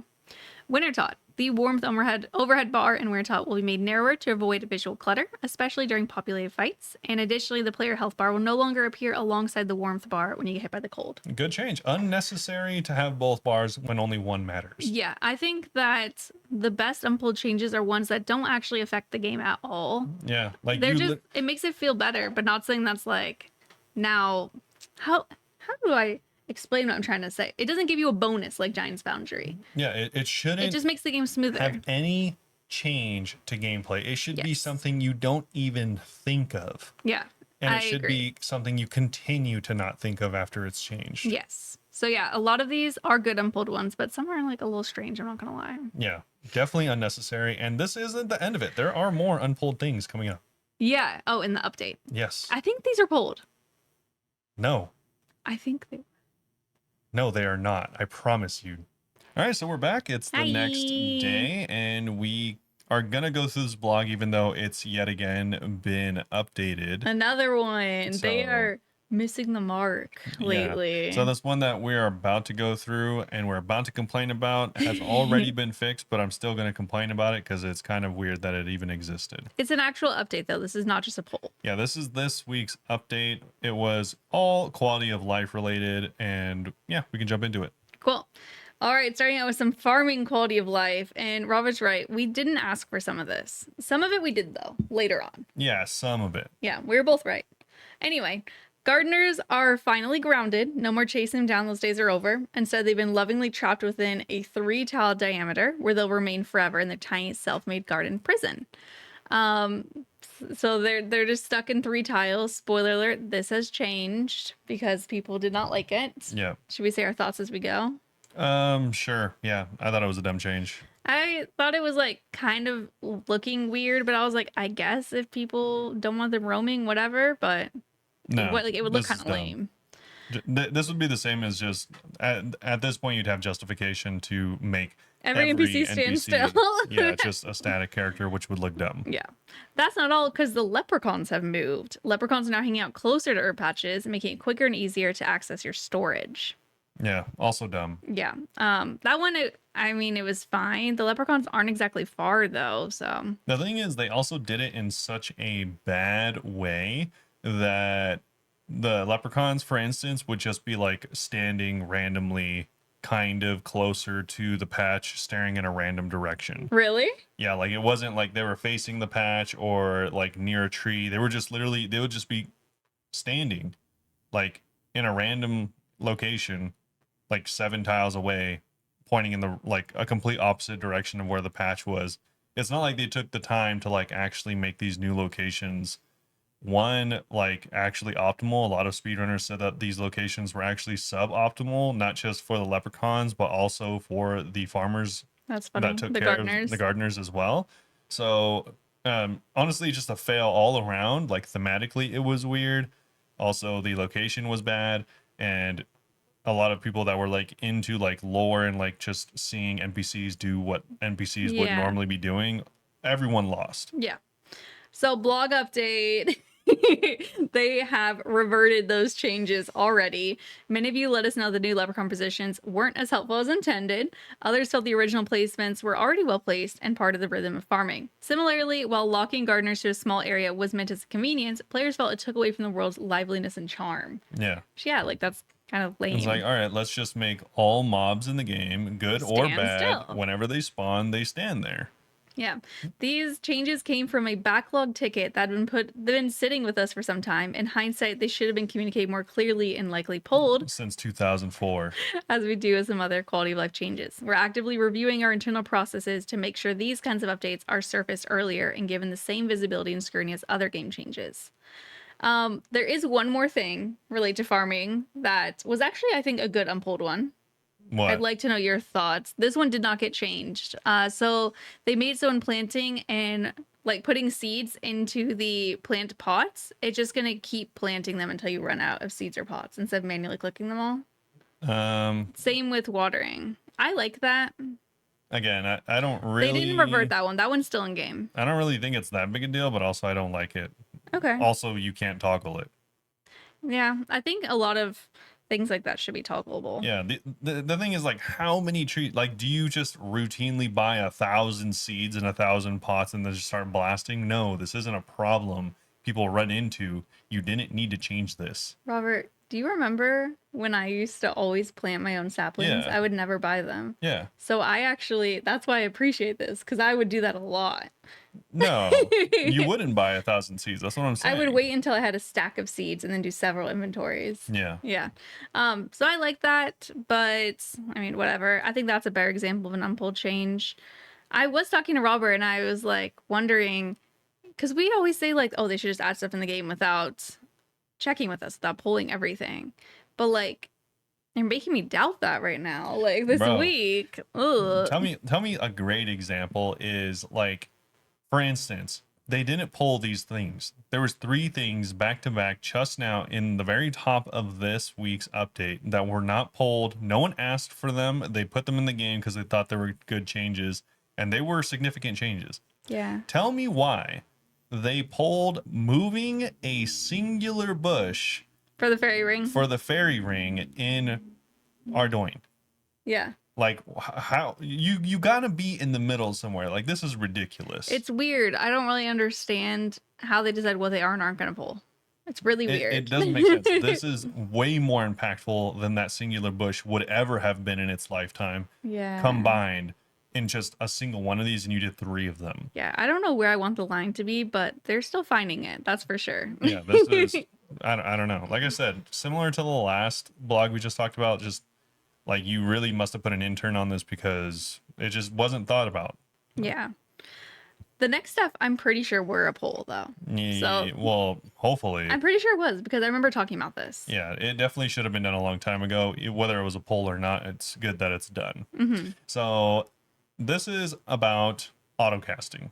All about autocasting. For anyone that doesn't know, especially recently, it's been brought up a lot that for anyone that isn't familiar, if you run out of the levels required to cast something, you automatically are not able to recast it whenever you take a restore, and your character just defaults to auto attacking instead of just going back to recasting. For instance, if you have Fire Surge or Flame Surge, whatever it's called, and you get, level reduced, so now you can no longer a brew. Yeah, you drink a brew, so you can no longer cast it because it has like a 90 something requirement.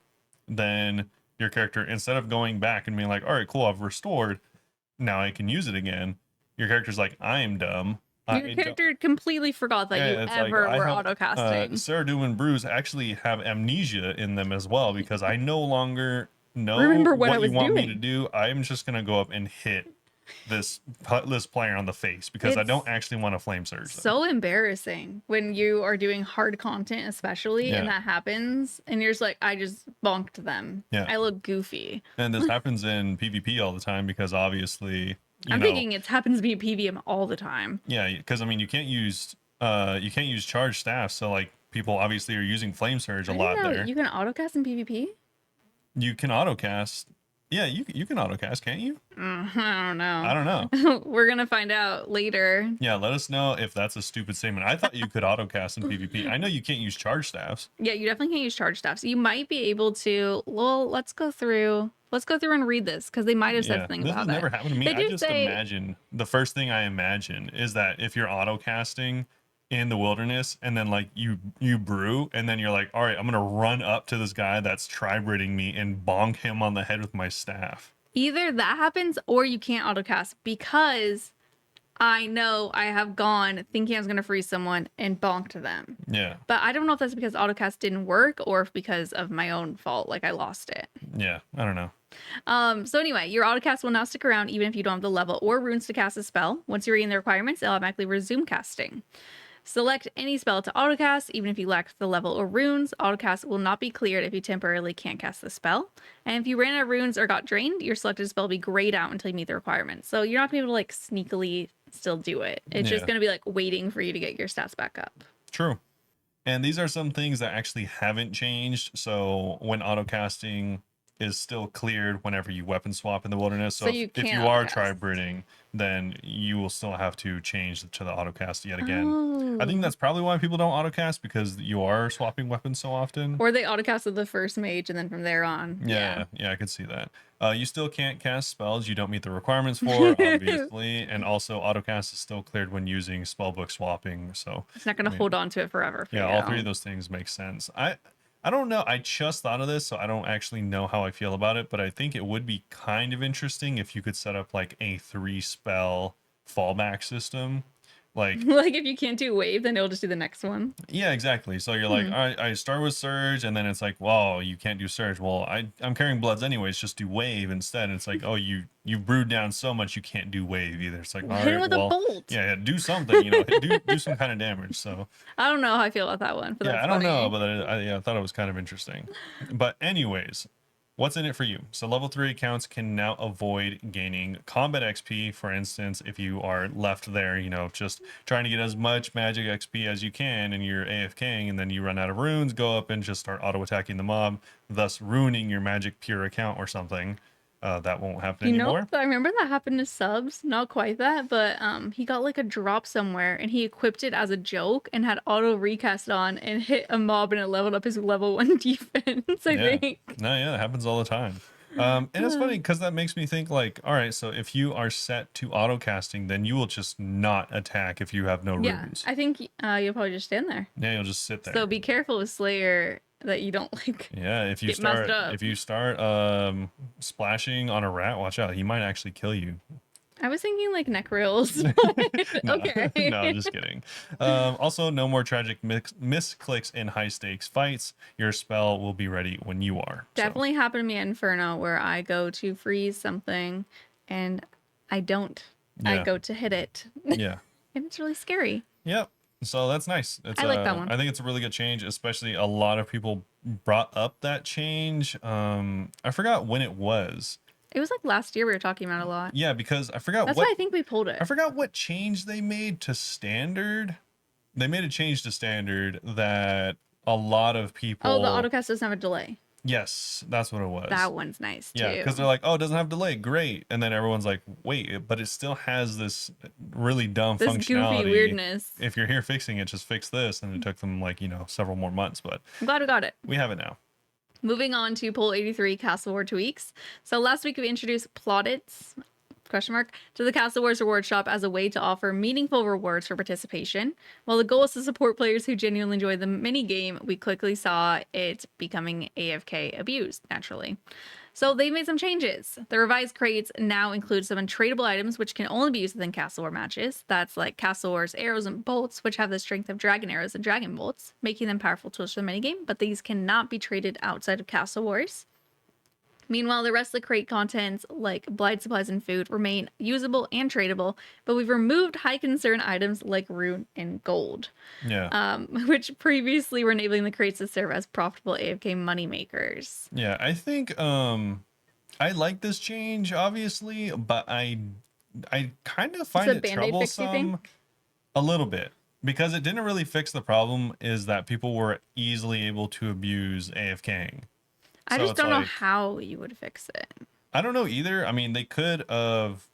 I don't know. But that's not our jobs. I don't know the game well enough to suggest super clever ideas. Yeah. But I don't know why they couldn't do something similar or just of the like. For instance, of like the what's the void pest control.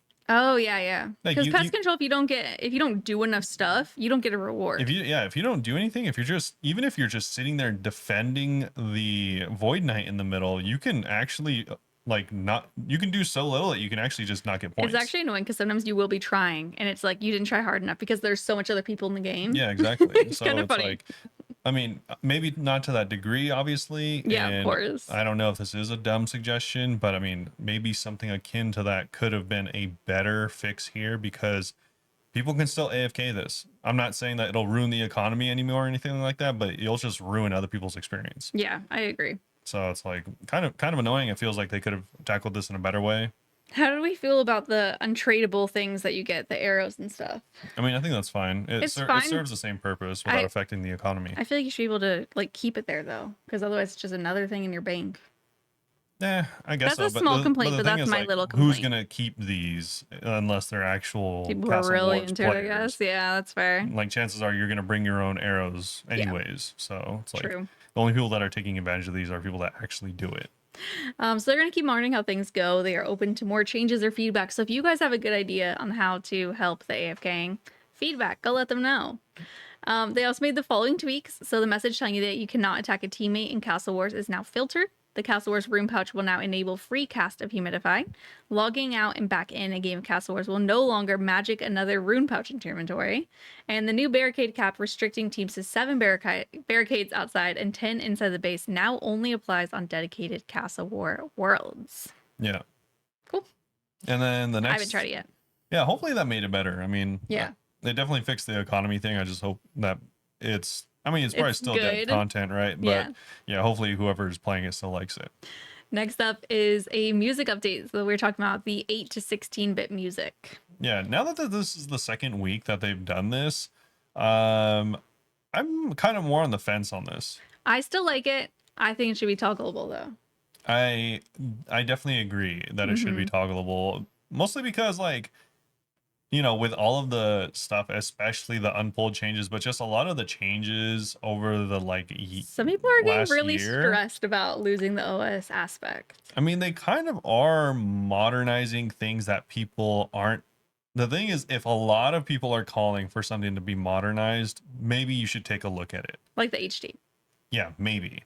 But like, one, that's toggleable. Two, that is like, it's still like OS. It's just mostly changing lighting. But the thing is, like, I don't see a lot of people like, oh, I wish, you know, Sea Shanty was more HD. Or when I'm in this cavern, I wish it was more like a high definition sounding cavern. People specifically like the 8-bit. They like edits of stuff to sound 8-bit, you know? Yeah, the thing is, I think It's weird. I think they're kind of doing the thing that like a lot of that we like we're kind of shunning a lot of players, or I was shunning a lot of players of like being like, oh, you're trying to update the game too much.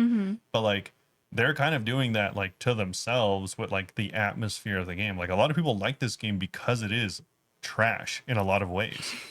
Yeah, they said on here, okay, we heard your concerns about preserving the authentic old school feel that you know and love. We understand completely. But then they say, rest assured, maintaining that classic OSRS vibe is our absolute priority. We're not looking to reinvent the wheel, but rather to polish it, ensuring your auditory experience keeps pace with the game's evolution. Today, we want to dive a little deeper into the musical side of this upgrade, specifically addressing the transition from 8 to 16-bit. Yeah. So at no point, unless like I'm totally tripping, and maybe we're going to catch on, they don't say, yeah, you guys can still use 8-bit if you want, which I thought was weird. Yeah. It can get definitely into it is more, though. like to give like an infamous metaphor to this, it'd be like, or you know, infamous for me because I make really good metaphors. Yes. So It's like you have a cupcake, right? it'd be like, you know, a bunch of people are in a field and they're like kicking around a literal ball of crap, and they're playing soccer. And they're having fun. And then, you know, the parent comes over and they're like, "Oh, that's cool." And then you like think you're doing something cool. You go back to your house and you make, you know, an actual soccer ball. And you give it to the kids, and all the kids are like, "Oh, okay." We didn't want that. We like Given our the ball choice, of they crap. would continue playing with the ball of crap. That's an okay. Usually metaphors are food, so I don't know if I love that one, but Yeah, but I mean, it's just like, you Yeah. know, we like our trash stuff. yeah. You don't need to make it nice just because you think it should be nice. I We don't chose think, the crap stuff. Yeah, I don't think that you should not do the 16-bit because personally, I'd like it. Yeah. But some people really like the 8-bit. So Yeah, and it's like if I wanted to look at something that looks new or is in high def, I would play something else true. because they all have that. Yeah. So anyway, moving into the blog again, what to expect. In most cases, the change will be minimal or not even noticeable. I don't know. We'll tell. The OSRS field of music you love will remain unchanged. We're rolling out this update for music list first and holding off on sound effects for the time being. Why the change? This is about a gentle refinement, not a dramatic overhaul. 16-bit format allows for cleaner, more versatile OSRS sound. This in turn will help us maintain audio quality and lay the important groundwork for any future audio improvements. Yeah. I personally would use 16-bit, but yeah, I just think you should have a choice. Yeah, I'm not a man. Yeah, the more I think about it, because like last time we talked about this, I was kind of a fan of it, but the You are. more I think about it, the more I dislike it. Because it's not RuneScapey. Well, because like I don't play with the music on, I don't play with the sound on generally. I play but sound effects. Whenever I do turn them on, I want and am expecting it to sound like RuneScape. Yeah. If it sounds or, you know, even remotely reminds me of not RuneScape or even, God forbid, RS3, I don't think it's that drastic. No, obviously, but I mean, RS3 wasn't made in a day. Yeah. RS3 was made over many updates. So it's like these changes, no one asked for them. I would appreciate if you just either pulled these things or didn't do them. Don't waste your time doing these things. I think it's because for in the future, they don't want to have to keep doing the 8-bit thing. So they're like, we have to change everything. And I'm like, you don't really have to be honest. You can just add future ones without it. Yeah, you don't really have to. Yeah. So a few songs they changed were Sea Shanty 2. You can see before and afters, Harmony, and Harmony is Rose. one of my favorite OSRS tracks. Yeah, me too. You know, they also could have just wanted to re-record it without that one dude in it, Yeah, maybe, the but pedophile who composed it all. yeah, Yikes. it's still his IP though, unless he sold it to them. I don't know Hopefully how he that did. works. Yeah, But it's unfortunate. We have a Yama progress update. yeah, big Yama stuff. I mean, The animation's cool, by the way. yeah, it's really not that big of an update. They're kind of just letting us know where they're at with Yama, which is, I mean, not super far into it. They don't have any extra details. They do say that the core encounter, meaning that without contracts, is more or less finished. So they've invited a handful of people to test it out. Obviously, that's none of us. And if Probably they definitely go, with NDAs. probably. Yeah. If they go well, then they'll have a release date soon and they'll be able to share with us ASAP. But until then, they're not going to have it available for us to try out. That being said, you can take a look at the GIF showing what Yama's going to look like, which, like we kind of were joking about, literally looks like an incarnation of the devil. I like him. Yeah. I am excited to see little hymns running around. Yeah. Literally looks like the devil. I like his wings actually move, which Krill and stuff, I don't think that their wings move.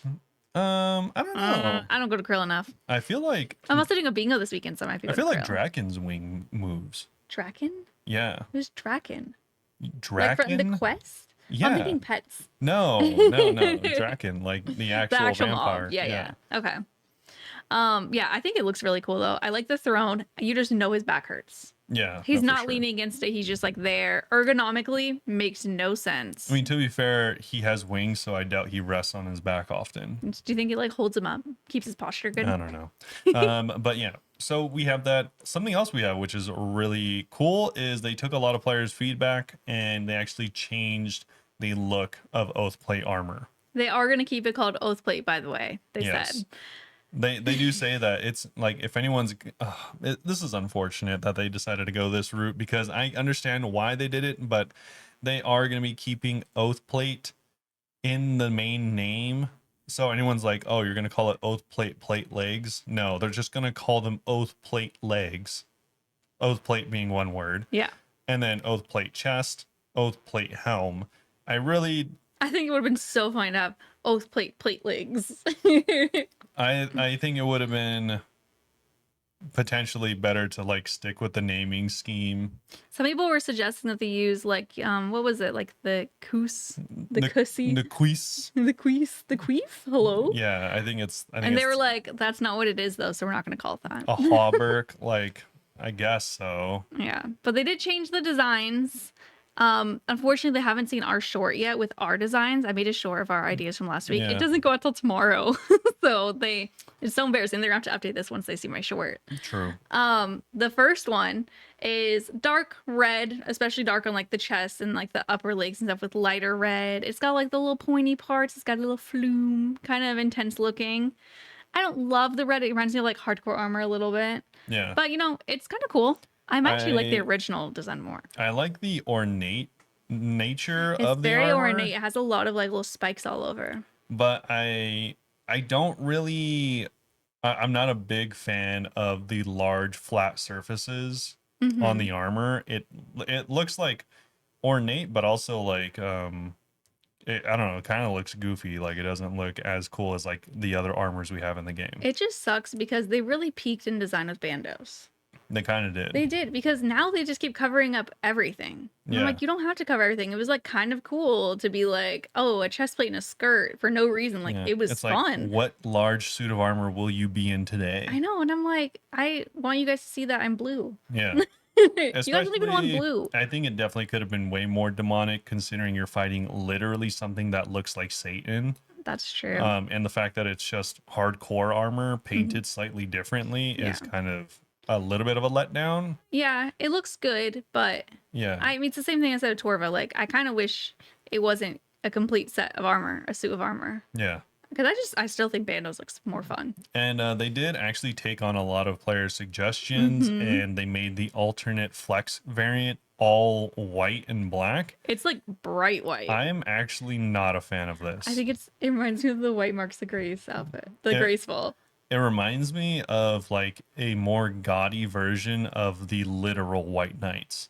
Yeah, I think I don't because I still like the idea of it being white, but I'm just like something about it. I think it's like the chest having the black on it reminds me of Graceful. Yeah. I don't know what they could change, like maybe do like a different color, maybe change the design. I believe in the design team. They can make something that looks like white and ascended and kind of sick Yeah. without reminding me of Graceful. And the thing is, they are really kind of it's weird because they do take pictures without a cape, but they don't take pictures without other armor, I wish they would have. which I really wish they would have, because I do think the The amulet's necklace, blocking yeah, it. the amulet here is putting in a lot of work, because the entire back and almost the entire front of the chest piece is practically blank. Well, that's the weird thing is there's like a black emblem on the front. It's just a dragon. Is it a dragon? Yeah, it's a dragon. It ends right here. The necklace takes up That blank space. in my opinion, having the necklace on makes me like the design less because I can't see as a dragon, and having the white is what reminds me of Graceful because Graceful has the black and white in the middle. Oh yeah. So I'm like, I don't I'm not a fan of especially the chest armor. The legs are I like the okay. spikes, like they are very extra and fun. The but helm I think is by far the strongest point for helms me. are very cool, very feathery. But yeah, also it's just way too stark of a white. Like there is Means nothing too much. there's nothing in the game this white. This Except is for the way white Graceful. This is way too Totally white. doesn't look like the white Graceful. Yeah. It does. Yeah, it is that caliber of white, even maybe whiter. Yeah, a little Like, too much. It's kind of reminds You can me dim of it a little bit. Yeah, this totally reminds me whenever people get the inside of their house painted, everyone's like, oh, you don't actually paint the inside of your house white. Yeah, you paint it like off You white, paint it off white or eggshell, because pure white looks weird. and it's super bright. It is really off-putting how white this armor is. Yeah. So that's an easy change though. Yeah, I saw a lot of people upvoting a suggestion for like a tan sand color as being the alternate variant, and I do think it looks straight up better, but I don't know. I still like the idea of white, just not as bright. yeah. Mostly because I'm really sticking to my guns with our Gandalf idea, the gray to the whites. Well, yeah, they're not doing that, unfortunately. They just haven't seen my short yet. Next week they're changing it. Yeah, honestly, I feel like they should potentially just go back to the drawing board on these armors. Like I might like the first version more. I think these are a better direction than the first one, but they also have different negatives than the 1st one. I do really like the helm though. Yeah. The helm looks cool. The feathers look sick actually. Yeah, it kind of reminds me of when Torva came out. Torva looked better, but it also still didn't look that good, and this kind of just is like the worst of both. It doesn't look very good, and I don't like the design. To be fair, I really think they should have shown it without you wearing dragon boots, holding a scythe and a cape on. Yeah. That makes it really hard to catch the vibe. Yeah, and also you're wearing berserkers Or the with what's it called? The fury glove. Or what am I trying to say? Ferocious gloves. ferocious gloves, and That's- on top of that, they're wearing an ornamented necklace. It's like not even a regular necklace, Oh, is that? I can't tell what's going on in the because chest. it's not an Araxer necklace. Those are blue. No, there's a white version. That's what I'm saying. It's an ornamented version, right? Yeah, you have to have every drop at a Yeah. Raxor to get it. Yeah, so it's like You it's, don't- it's not even like you have a torture or an anguish or anything. It's just like, why do they have to use this version? I won't say what's called, but people have called it We're something. not calling it Yep. anything. People have asked when I'm getting that, and I'm like, what? Yeah. So But yeah, and it will Yeah, still I be don't called Oathplate. They don't want Oathbreaker because he's like because there's no narratively you're not oaths breaking being oaths. broken.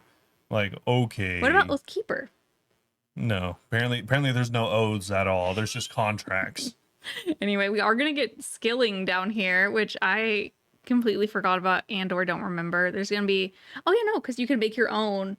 It's probably just gonna take your entire life. So you Yeah. can mine and smith in this area too. And it just shows some animations of players mining and smithing. They got so descriptive. They were like, this one is like wiping their brow and stuff. and I'm Yeah, like, it's like, okay. all right, calm down. Because at the end Yeah. of the day, this is literally just you mining and smelting bars in order to make your own armor if you can't kill the boss or something like that. Or 1 XP. Yeah. Yeah. Or I think the boss drops full pieces of gear, and it also drops shards of the gear, so you can actually upgrade it to full pieces. You still have to fight the boss, but Something like it's that. just like it's kind of like bad luck protection from what I remember. Is if you aren't able to get all three pieces, then maybe you get two and you can make the third one. Yeah, but they did say it's gonna be really hard because obviously this is Yeah. gonna be like a bill when it comes out. Yeah, obviously. So it's not I think I didn't want to make it seem like you can just completely Just make it. circumvent the Yeah, boss. You I think you still do have to have to do you it. still have to do the boss. But yeah, I mean, I'm optimistic about where it's going. Yeah.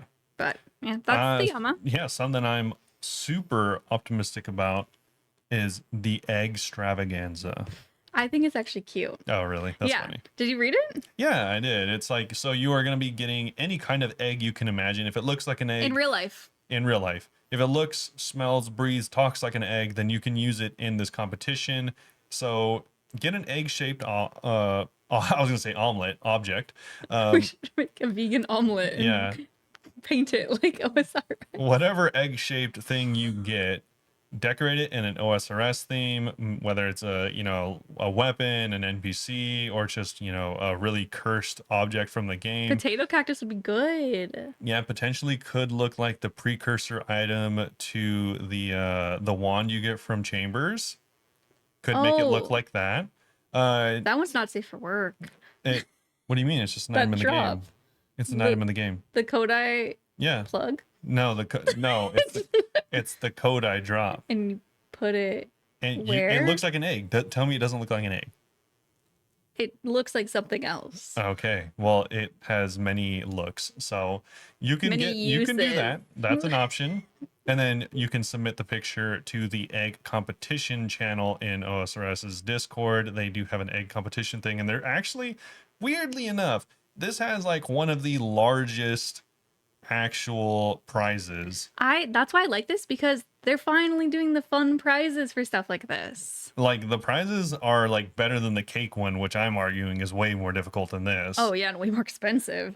So the prizes, it opens on Monday and ends on the next Monday. So you have a whole week from the 7th to the 14th of April in order to actually do it. And the winning selection will be done on a live stream on April 17th. So you still have time. Yeah, the categories are funniest, most creative, and most OSRS inspired. Yeah. And like I said, the big winners, there's multiple winners, will get multiple bonds as well as 3 months of membership. 10 bonds. That's like Yeah. 150 mil. Well, that's not per person. It just says all of the winners will be Winners sharing of this. each category will score themselves 10 bonds and 3 months of membership. Oh, really? Oh, Yeah. oh, wow. I'm like, I think you misread it. You get a lot. No, I actually read it correctly, and then I calmed myself down. I was like, surely they're sharing this. No, they're not. That's like, we need to go decorate potatoes. Yeah, we can make... You know, I heard on the radio that since eggs are expensive, people were using potatoes. Wow, that's embarrassing. I would just use cardboard. I would and just not use waste food. like ping pong balls or something. That's not shaped like an egg. It's a circle. Eggs aren't circles. They can be.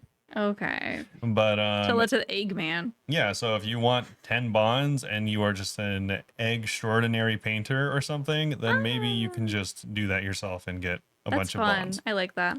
Yep. So that's pretty cool. There's also going to be an in-game Easter egg thing. So they're hosting an Easter trivia channel in Discord, and you can share and discover hidden Easter eggs across the game. They're not actually having an in-game event, it doesn't seem like, or maybe they are, kind of like they did with Like- the other event, and they're just not telling us about it because That it's so wasn't lame. an event. That was a The moment. birthday. That was a conversation. Yeah, they're like, oh, it's the birthday. We didn't tell you about an event, but there is an event where you talk to an NPC. Do you not remember they specifically didn't use the word event? No. They didn't want us to give them grief. Embarrassing. But that looks probably like that's probably what's gonna They happen do this time hint around. that something happens if you toss a gold ring into the wilderness volcano. So I'm gonna try it tomorrow. Don't tell me if you know. No, that's a Lord of the Rings reference. Yeah, but something happens apparently. Something happens. RuneScape. Probably a bunny jumps out. What if like Golem came crawling? Gollum in a bunny outfit jumps That'd be out. cute. No. But yeah, they're gonna be doing a little trivia. So go join their Discord for that. Yeah, all of this is also going to be on stream, the same stream where they announce the winner. And that's it. Yeah, just a reminder that Starforge Systems has those custom computers going Yeah, still. if you want to buy a $400 PC case, then go ahead. They are really pretty. They're very Sure. pretty. They also have like wall art and mouse pads and stuff. They're kind of just like not mentioning creator crafted anymore, Yeah. which is interesting. Also, weirdly enough, they are This was updating. interesting. I didn't read this all the way, Oh, but man, you want me to read it? I did see that they did it, but I'll read it and then you tell me why it's interesting. So You better read it word for word. That's what I'm afraid of. okay, so this is the rules of RuneScape wording has been updated for quote unquote real world trading. So real world trading means buying or selling in the real world for real money or in exchange for anything of value that is related to Jagex accounts. In plain terms. Wow. Wait, so I'm not even going to read the next part. So this means that you cannot trade gold Yep. for services anymore. That's what it's saying, right? That is Crazy. because they put the word anything, which immediately like does everything, obviously, including gold. This adjustment is to make clear in the rules those already clear in the terms and No, conditions. it wasn't. Doubt it. That's why you're making it more clear. That real world trading does not need to involve real money and pertains to anything of value. This should make it clear that performing out of game services like using your Twitch channel or Discord server to advertise other Twitch channels or Discord servers in exchange for gold is categorically it's robo trading, as is paying for these services in this manner. So they're just saying like promo. I'm thinking buying names. Is that now real world trading? Yeah, buying names has always been real world trading. No, but if you buy with gold, people would say it's not. No, that's what I was saying. It always depended on the currency. Yeah, but if you buy it with game gold, it seems like that's real world trading. If you buy it with if you buy it and there is a trade for literally anything in the game, whether it be gold or a million plate bodies or anything like that, that is real world trading now. I'm so confused. Where do you draw the line if the value doesn't match up? Because I'm like, what do you mean? Like trading. It just makes it sound like trading's real world trading almost. No, it's saying this is out. So it's something like a concept for something of value, not necessarily other items for more items. No, I think you're thinking about it a little bit too much. So it just says buying or selling in the real world for real money or in exchange for anything of value that relates to Jagex accounts. Okay. Is not allowed. So they're saying if you at any point are using anything that could be traded for USD, then and it's related to your account, then it's not allowed. That's nuts. I know a lot of people who bought their usernames. Thank God you guys did now. Yeah. Because apparently you'd get banned for it now. If you buy your account, that's real world trading. That's always. Oh, with gold. People do that a lot in PvP. Yeah, with gold. It's weird. It doesn't matter. Yeah. Because if you trade, let's say you trade. That was like the loophole before, and now they're like, the loophole's closed. Sure. But let's say you trade player A gold in order for them to give you the password to account B, then that's real world trading for sure now. Wow. Which happens a lot in PvP. Weird. Also, obviously, if you pay for someone to do any kind of boosting in like chambers or anything like that, that's real world trading. Many Discord servers are gonna have to keep on the down low now. Yeah, like if you pay for, if you pay for services, like if you pay for scouting in the wilderness, that is also now real world trading. Weird. Yeah, so they're forcing us all to make friends who will do stuff for free. I mean, the thing is, this will just still happen, obviously, of course, in the black market. But in a perfect world, they're forcing us all to make friends who will do stuff for free. Yeah. That being said, a lot of people don't. I know plenty of people that have bought billions worth of GP. Sure. For like real money and still haven't got caught. So it's like, I mean, you could just buy bonds from Jagex and sell them. You could, but it's way more expensive. Yeah, of course. Yeah. So it's like, this doesn't make it so more people will get caught. This just makes it more clear on whether you will get, actioned on or not. This reminds me of whenever I joined that name buying Discord, because I was like, I want to buy Bunebape. I didn't realize that you can't just search random names and they could find it for you. No. But I was so scared because I joined the Discord and it was like Inferno runs this much money, and I was like, oh my god, and I like closed it. Yeah. I was like, people are gonna see me in here and be like, she's cheating. You are. No. Yep. I don't even have an Inferno. Besides that, though, they made some other changes. This is specific for the Purging Staff plus Demon Bane spells. They were hitting way more accurately than supposed to, so Yeah, for they a nerfed year. it. Yeah, so apparently it was granting like almost 100% accuracy for some reason against all the demon enemies, so they just toned it down. Mm-hmm. It was giving you weird amounts of bonuses. So. But to compensate, they reduced the magic defense of some NPCs. So Krill now has 80 instead of 30. 130. Sorry, 130. They increased it. Skatiza now has 80 instead of 130. Demonic Gorillas now have 20 instead of 50. And Cerberus has 65 instead of 100. Yeah, and then finally, these are the infamous Miscellaneous. miscellaneous changes. So the first one is going to be recently updated the rune pouch menu. It's been tweaked to let a custom quantity set as the left click store withdrawal option for runes. Use the X quantity to customize the quantity and set it to left click on options for your rune stacks. A lot of words. Yes, it's just a lot of those. You can are use just the X saying how you normally can. Yeah, exactly. You can one click the, whatever quantity you want. It's now. normal. Yeah. As Ironman can already transfer tradable items to other characters, we've removed the restriction that stopped them from gifting bonds. I didn't know that they couldn't. They could not. So if you were like buying a bond to give away to someone, like a friend or, Like a little bond giveaway. Yeah, if you're doing a bond giveaway, you couldn't if you're on Iron. You had to get on a main to do it. Weird. The collection log is now in the high score panels in the sidebar. Added a new top floor and bottom floor options to the ladder at the Grand Tree, Lighthouse, and Lumbridge Castle staircase. I don't like this. I do. I don't. Really? Yeah. Oh, because then you'll never see the other floors. Exactly. Kind of sad, yeah. They're all like, oh, we actually just made it so right from Lumbridge you can teleport to the GE. Like, why would you even want to run through Varrock? That's fair. I'm thinking of the Gnome Stronghold. Like, I ain't never going to that second and third floor ever again. Yeah. Gee, we're just going straight to the roofs like a fly. Yeah, exactly. That's fair. Yeah, that's stupid. That's a dumb change. No one asked for that. Fixed an issue where the ancient... Also, it's just thrown in here, dude. Like, what a preposterous change.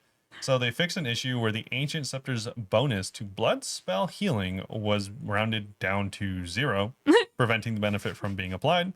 The calculation's been updated, so now you should get the intended bonus. Jesus. Inventory icon for Echo Aram's robe top is no longer clipped, and the icon for the Slayer ring is more centered in its face. Gross. Huge. Fixed a bug where withdraw 5 and 10 bank options behaved incorrectly, and for X was When the custom incorrectly quantity. when the custom quantity was set to 0. I'm What? just imagining you being like, withdraw 5, and it's just a whole inventory. Yeah. Weird. The check option on the friendly zombie pirate now tells you how many times you've opened the locker once you've gone through his introductory chat. And lastly, they fixed a typo for Wild Gothic Sleeps and the Construction Cape's right-click teleport menu. Whenever they say stuff like that, because I'm like, the construction cape's been here forever. That typo must be new, right? Because that typo can't have been here for 15 years without anyone noticing. They did change the Construction Cape's right-click menus very recently. They did, okay. But yeah, whenever it says that, I'm like, how long has this typo been here? You know what I mean? Probably never. Yeah. It's probably just not actually real. But what is real is what Robert would probably say here is our Q&A. Before we get into the Q&A, I did want to share some ideas that people had for sailing pets. So, because we mentioned it last year, I also got some responses. Last week. Yeah. And I also got some responses on YouTube because I posted a short. So let's see. Someone said it'll be an anchor that you drag along. That'd be really funny. Yeah, that's actually a funny idea. It's going to be a parrot or a sea beast. Someone else was like, imagine Loch Ness or Nessie. That'd be cool. The parrot is, in my opinion, the most elite one the so second far. one, pirate, parrot, most fitting. Crab, parrot, baby seal. Baby seal. Someone said, why a seagull? We have the heron. And then someone else said, good thing those are two different types of birds. They are. And then I just lost my comments. It's fine. Sailing pet could be a pirate with a sailor skin, pirate zombie skin, etc. And then said, watch there not be one. There will be one for sure. You don't know that. No, they said there would. No, I'm just kidding. And then Alex on Spotify said, I reckon a seal would be really cool, little pet. I've seen videos of them jumping on people's boats. Can't really picture it sailing around. People sailing around and getting one really fits the scale, in my opinion. That'd be cute. It's animation and jumps up.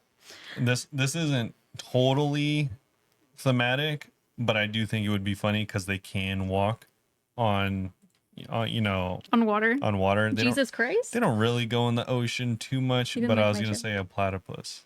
That'd be really funny. Yeah, but everyone would be like, is that a beaver? No, it's a platypus. It's actually very different. On TikTok, we have some more. What if it's a small boat Yeah. Solid. Fishing pet isn't a seagull. I could see myself walking on the map with the turtle pet. Yeah, someone also corrected them. I didn't say seagull. It's a mermaid. Give me the weird turtle, a parrot with a pirate hat, and a sea turtle with rope made of human hair. Robert said that it should be a Ninja Turtle last week, and I just wanted to do a shout out to two people because one person said, get that guy in Jagex design team. That's a great idea. And then someone else said, Ninja Turtle's the dumbest idea for pet ever. It has nothing to do with it. Damn, true. And I don't know what happened to the comment if it got deleted, but someone was like, wow, she's really trying to be nice, pretending to like his idea. Dang, that's brutal. I did like the These idea. people like never heard of turtles in their life. That's crazy. Like sea turtles exist. I knew you didn't. I promise. I knew you'd enjoy that. That's the dumbest idea I've ever heard. Yeah, it's so funny. Oh, that's so funny. We do have some actual questions and conversation again. So first question is gonna be from Last Samurai. Rob, since you refuse to play the game anymore, can I have your player account? Please give it to me, please, please. Oh God, please. Kind regards, a fan. P.S. I will do anything, whatever you want. Okay. P.P.S. Always loved the pod. Keep up the great work. And I did think it was funny because they said that on April 5th. And then randomly yesterday, April 9th, they said, everyone, Rob just let me know he's giving me his account. Said he couldn't take anymore and finally caved after we came to a gentleman's agreement. Yeah, dude. He did not. Crazy. So are you going to sell your account? No, I've actually thought about this, not for RuneScape, but for like World of I was Warcraft. going to say, give me your gold. No, for instance, in World of Warcraft, whenever I was quitting, I had played a lot, right, for like a year straight. You still, not much, but sometimes still play. Yeah, it was like 2 years where I played a lot, and I had like 2 million gold, which was worth several hundreds of dollars, like many hundreds of dollars. Like 1 million gold in WoW is kind of like the same as like 2 bill at least in RuneScape. Holy. And I had 2 mil, so I had 200. I was like, oh, I could sell my account, and my account had like, a bunch of achievements, a lot of best in slot gear or whatever, and I was like, it doesn't really mean that much to me. It means more that I can go back to that account and like, think about all the like people I've played with and stuff. So I actually just gave all of that gold to my guild leader. That's or nice. to my raid leader, because he was kind of a cool dude. I liked raiding with him a lot. So I was like, you can buy everyone, food for the raid or whatever. That's cute.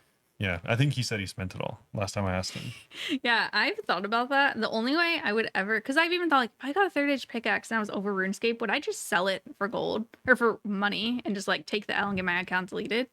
I don't think I would, unless it was like on a one-off account and I happened to get randomly spoon. Like, usually, I've just spent so much time on this account. It would be such a bummer. There's no way. Especially, on these RuneScape accounts, they are time-consuming. Okay, we had to take a brief pause because, like I said earlier in the episode, Goose has been a little shit-ass lately. Goose is having poor bowel movements. We got medicine for her. It was only $180. What a good deal. Yeah. She wiped herself on Michelle. She sat down to cuddle is what happened, and the thing is, she doesn't have toilet paper. Think. So I've changed. Yeah. And now I'm gonna have to hand clean that shirt after we record, which is like super exciting for me. Unfortunate. I don't even know where we were. We're just talking about giving away accounts and stuff like that. I mean, I have so many RuneScape accounts. I would like combine them all. I mean, it's not like I would even care. It's just I don't even want like any amount of whatever Jagex thinks they can do in retribution of doing that to happen. They banned me because I live in the same apartment as you. Like, oh my God. I'm like, would they like go out of their way to like, if you start like hacking on that account or something? Goose, no. Sorry, she went to jump on him. We're not doing this again. Yeah, it's like, would they ban all of my accounts? They probably try. It's just not worth it to me. Pretty much for any amount of money. I've had friends with like really old WoW accounts, and they've had people offer several thousands of dollars and they haven't taken it. So it would have to be like a lot of money. Yeah. Another question from Last Samurai. As far as Project Daenerys is concerned, what would be something that would get you excited for it? Something you would play as far as custom modes and maps are concerned? If you could direct someone to craft something for you that you would play, what would it be? I want someone to design little games for me, like in Guild War games, like that kind of stuff, but like cooler, like stuff that you can't do now. I don't have any specific ideas, but I want someone to design a Survivor, like the show Survivor-esque setup with random little challenges. Okay. But I'm not creative enough to do that because I think that'd be so fun. Yeah, I don't honestly think anything would bring me back to the game at this very moment, but I do think Leagues would. I don't even know if I would play leagues, honestly. But like of all the things I could think of, something that like intrigues, the idea of it intrigues me more is like a really well made raid encounter that requires like several people to be doing a correct thing at the same time. So like a new cool raid. Yeah, Or yeah, like would you be down with the same raids but harder, like different? no, it would definitely have to be like something new because Yeah. I think it's cool whenever my favorite part about World of Warcraft raids, and not every boss fight is like this. I'm not saying that they're all the best fight ever.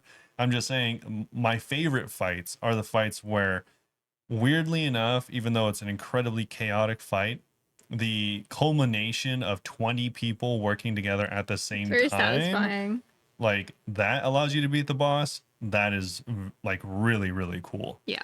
Because it's like it'll be like a really interesting mechanic that one of the bosses had that I really remember was everyone after like however many minutes would get a symbol above their head. It was an astral boss, so you got like Cute. an astral symbol above your Yeah. head, and you had to run and touch the other matching astral rune above someone else's head. If you hit any of the other players, any of the other 19 or 18 players that were incorrect, you would lose. That's funny. So That you had sounds to do fun. that while doing damage and avoiding getting hit by other things And doing all the mechanics. and not getting hit by other people also running together. And if you're able to do that, then you killed the boss. And so that was That's like fun. a really rewarding experience. Yeah. And there's nothing like that in RuneScape currently. It's kind of like everyone's like, all right, every man for himself. Hopefully we do enough damage to kill the boss. Yeah. So We did have some answers. So Harger said Jad mode. It's essentially the normal game, but Jad tracks you down wherever you are on the map and respawns immediately upon death in his cave. That means you have to be prepared to fight Jad at all times, wherever you are. He will find you or you could run. They did like turtle modes of plug-in like that. no, that's snail mode. Turtle mode. That sounds so stupid. Like turtles have nothing to do with the ocean. Yeah. Like why am I even bringing up turtles? Turtles aren't even real. They're not even real. Question from Harger. What year so far in RuneScape history was your favorite? Mine was 2008. Controversial pick, but my buddies and I had so much fun in PvP Worlds. We were not playing in 2008. No, we were not. Most fun for me was for different reasons. Probably like 2021 or 2022, because that's whenever I started really like PVMing and raiding and stuff. Yeah. So probably then, not even because of updates, but because of my own personal way of playing. Yeah. I started to have more fun. I guess mine would have to be like 2019 because that's when I was like playing more and like doing more flipping. Or maybe and 2020 was peak before we started the podcast and stuff. That was fun.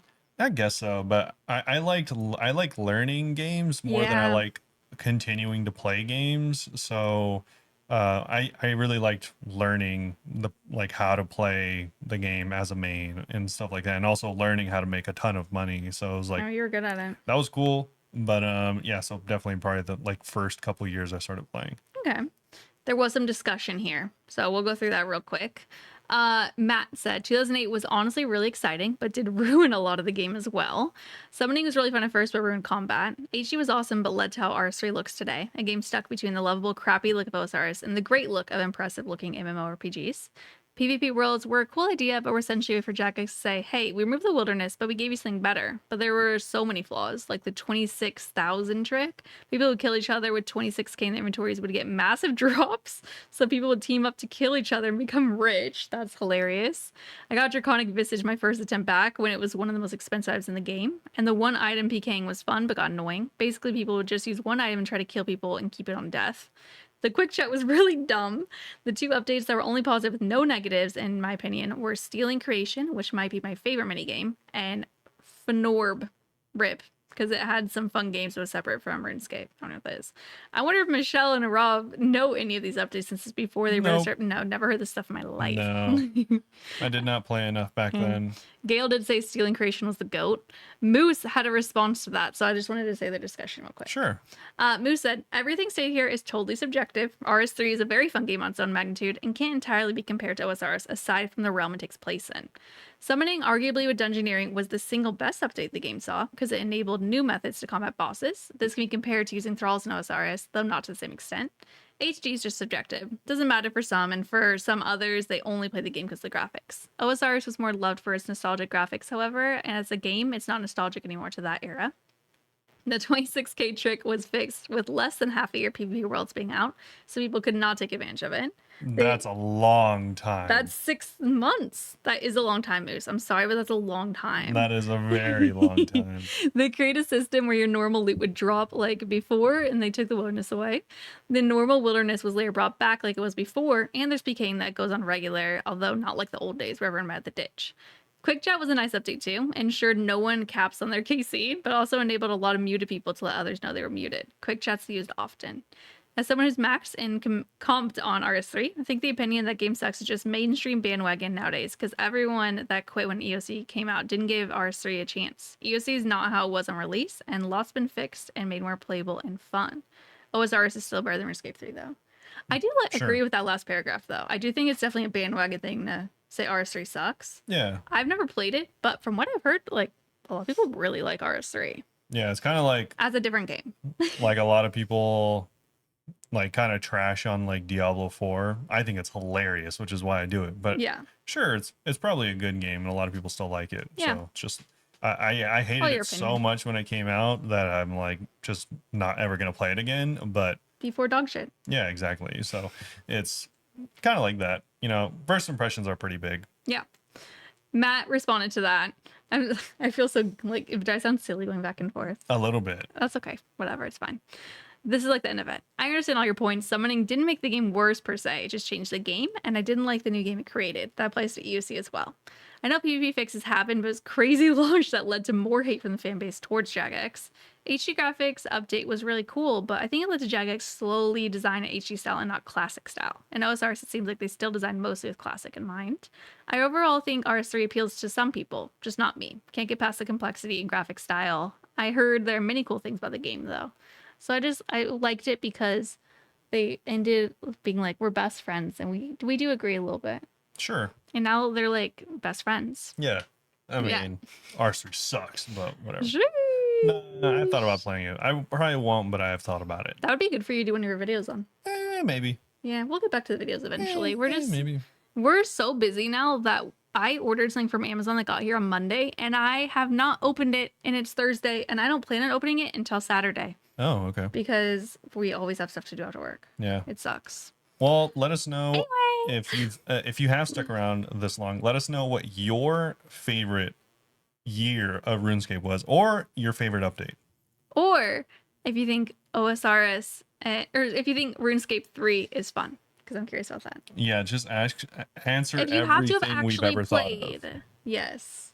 And what skilling pet do you want for sailing? And what's your favorite boss of all time? What's your favorite color? And what's your middle name? What is your social security number? What's your mother's maiden name? And has your cat ever wiped its butt on you?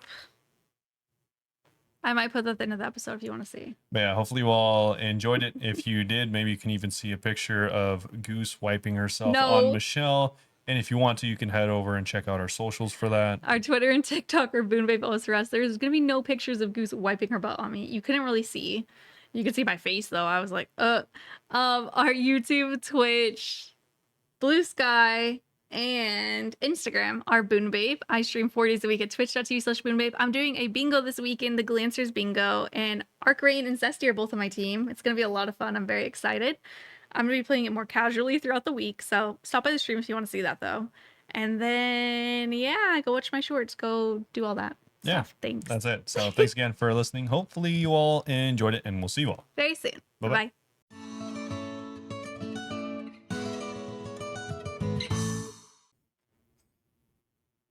There's shit on my shirt. Yes. Well, I can't do anything about it now. Let's finish recording. Should I do something about it now? You should do what you can to remove the shit ass from being on your shirt currently. Kitten saw her butt and I was like,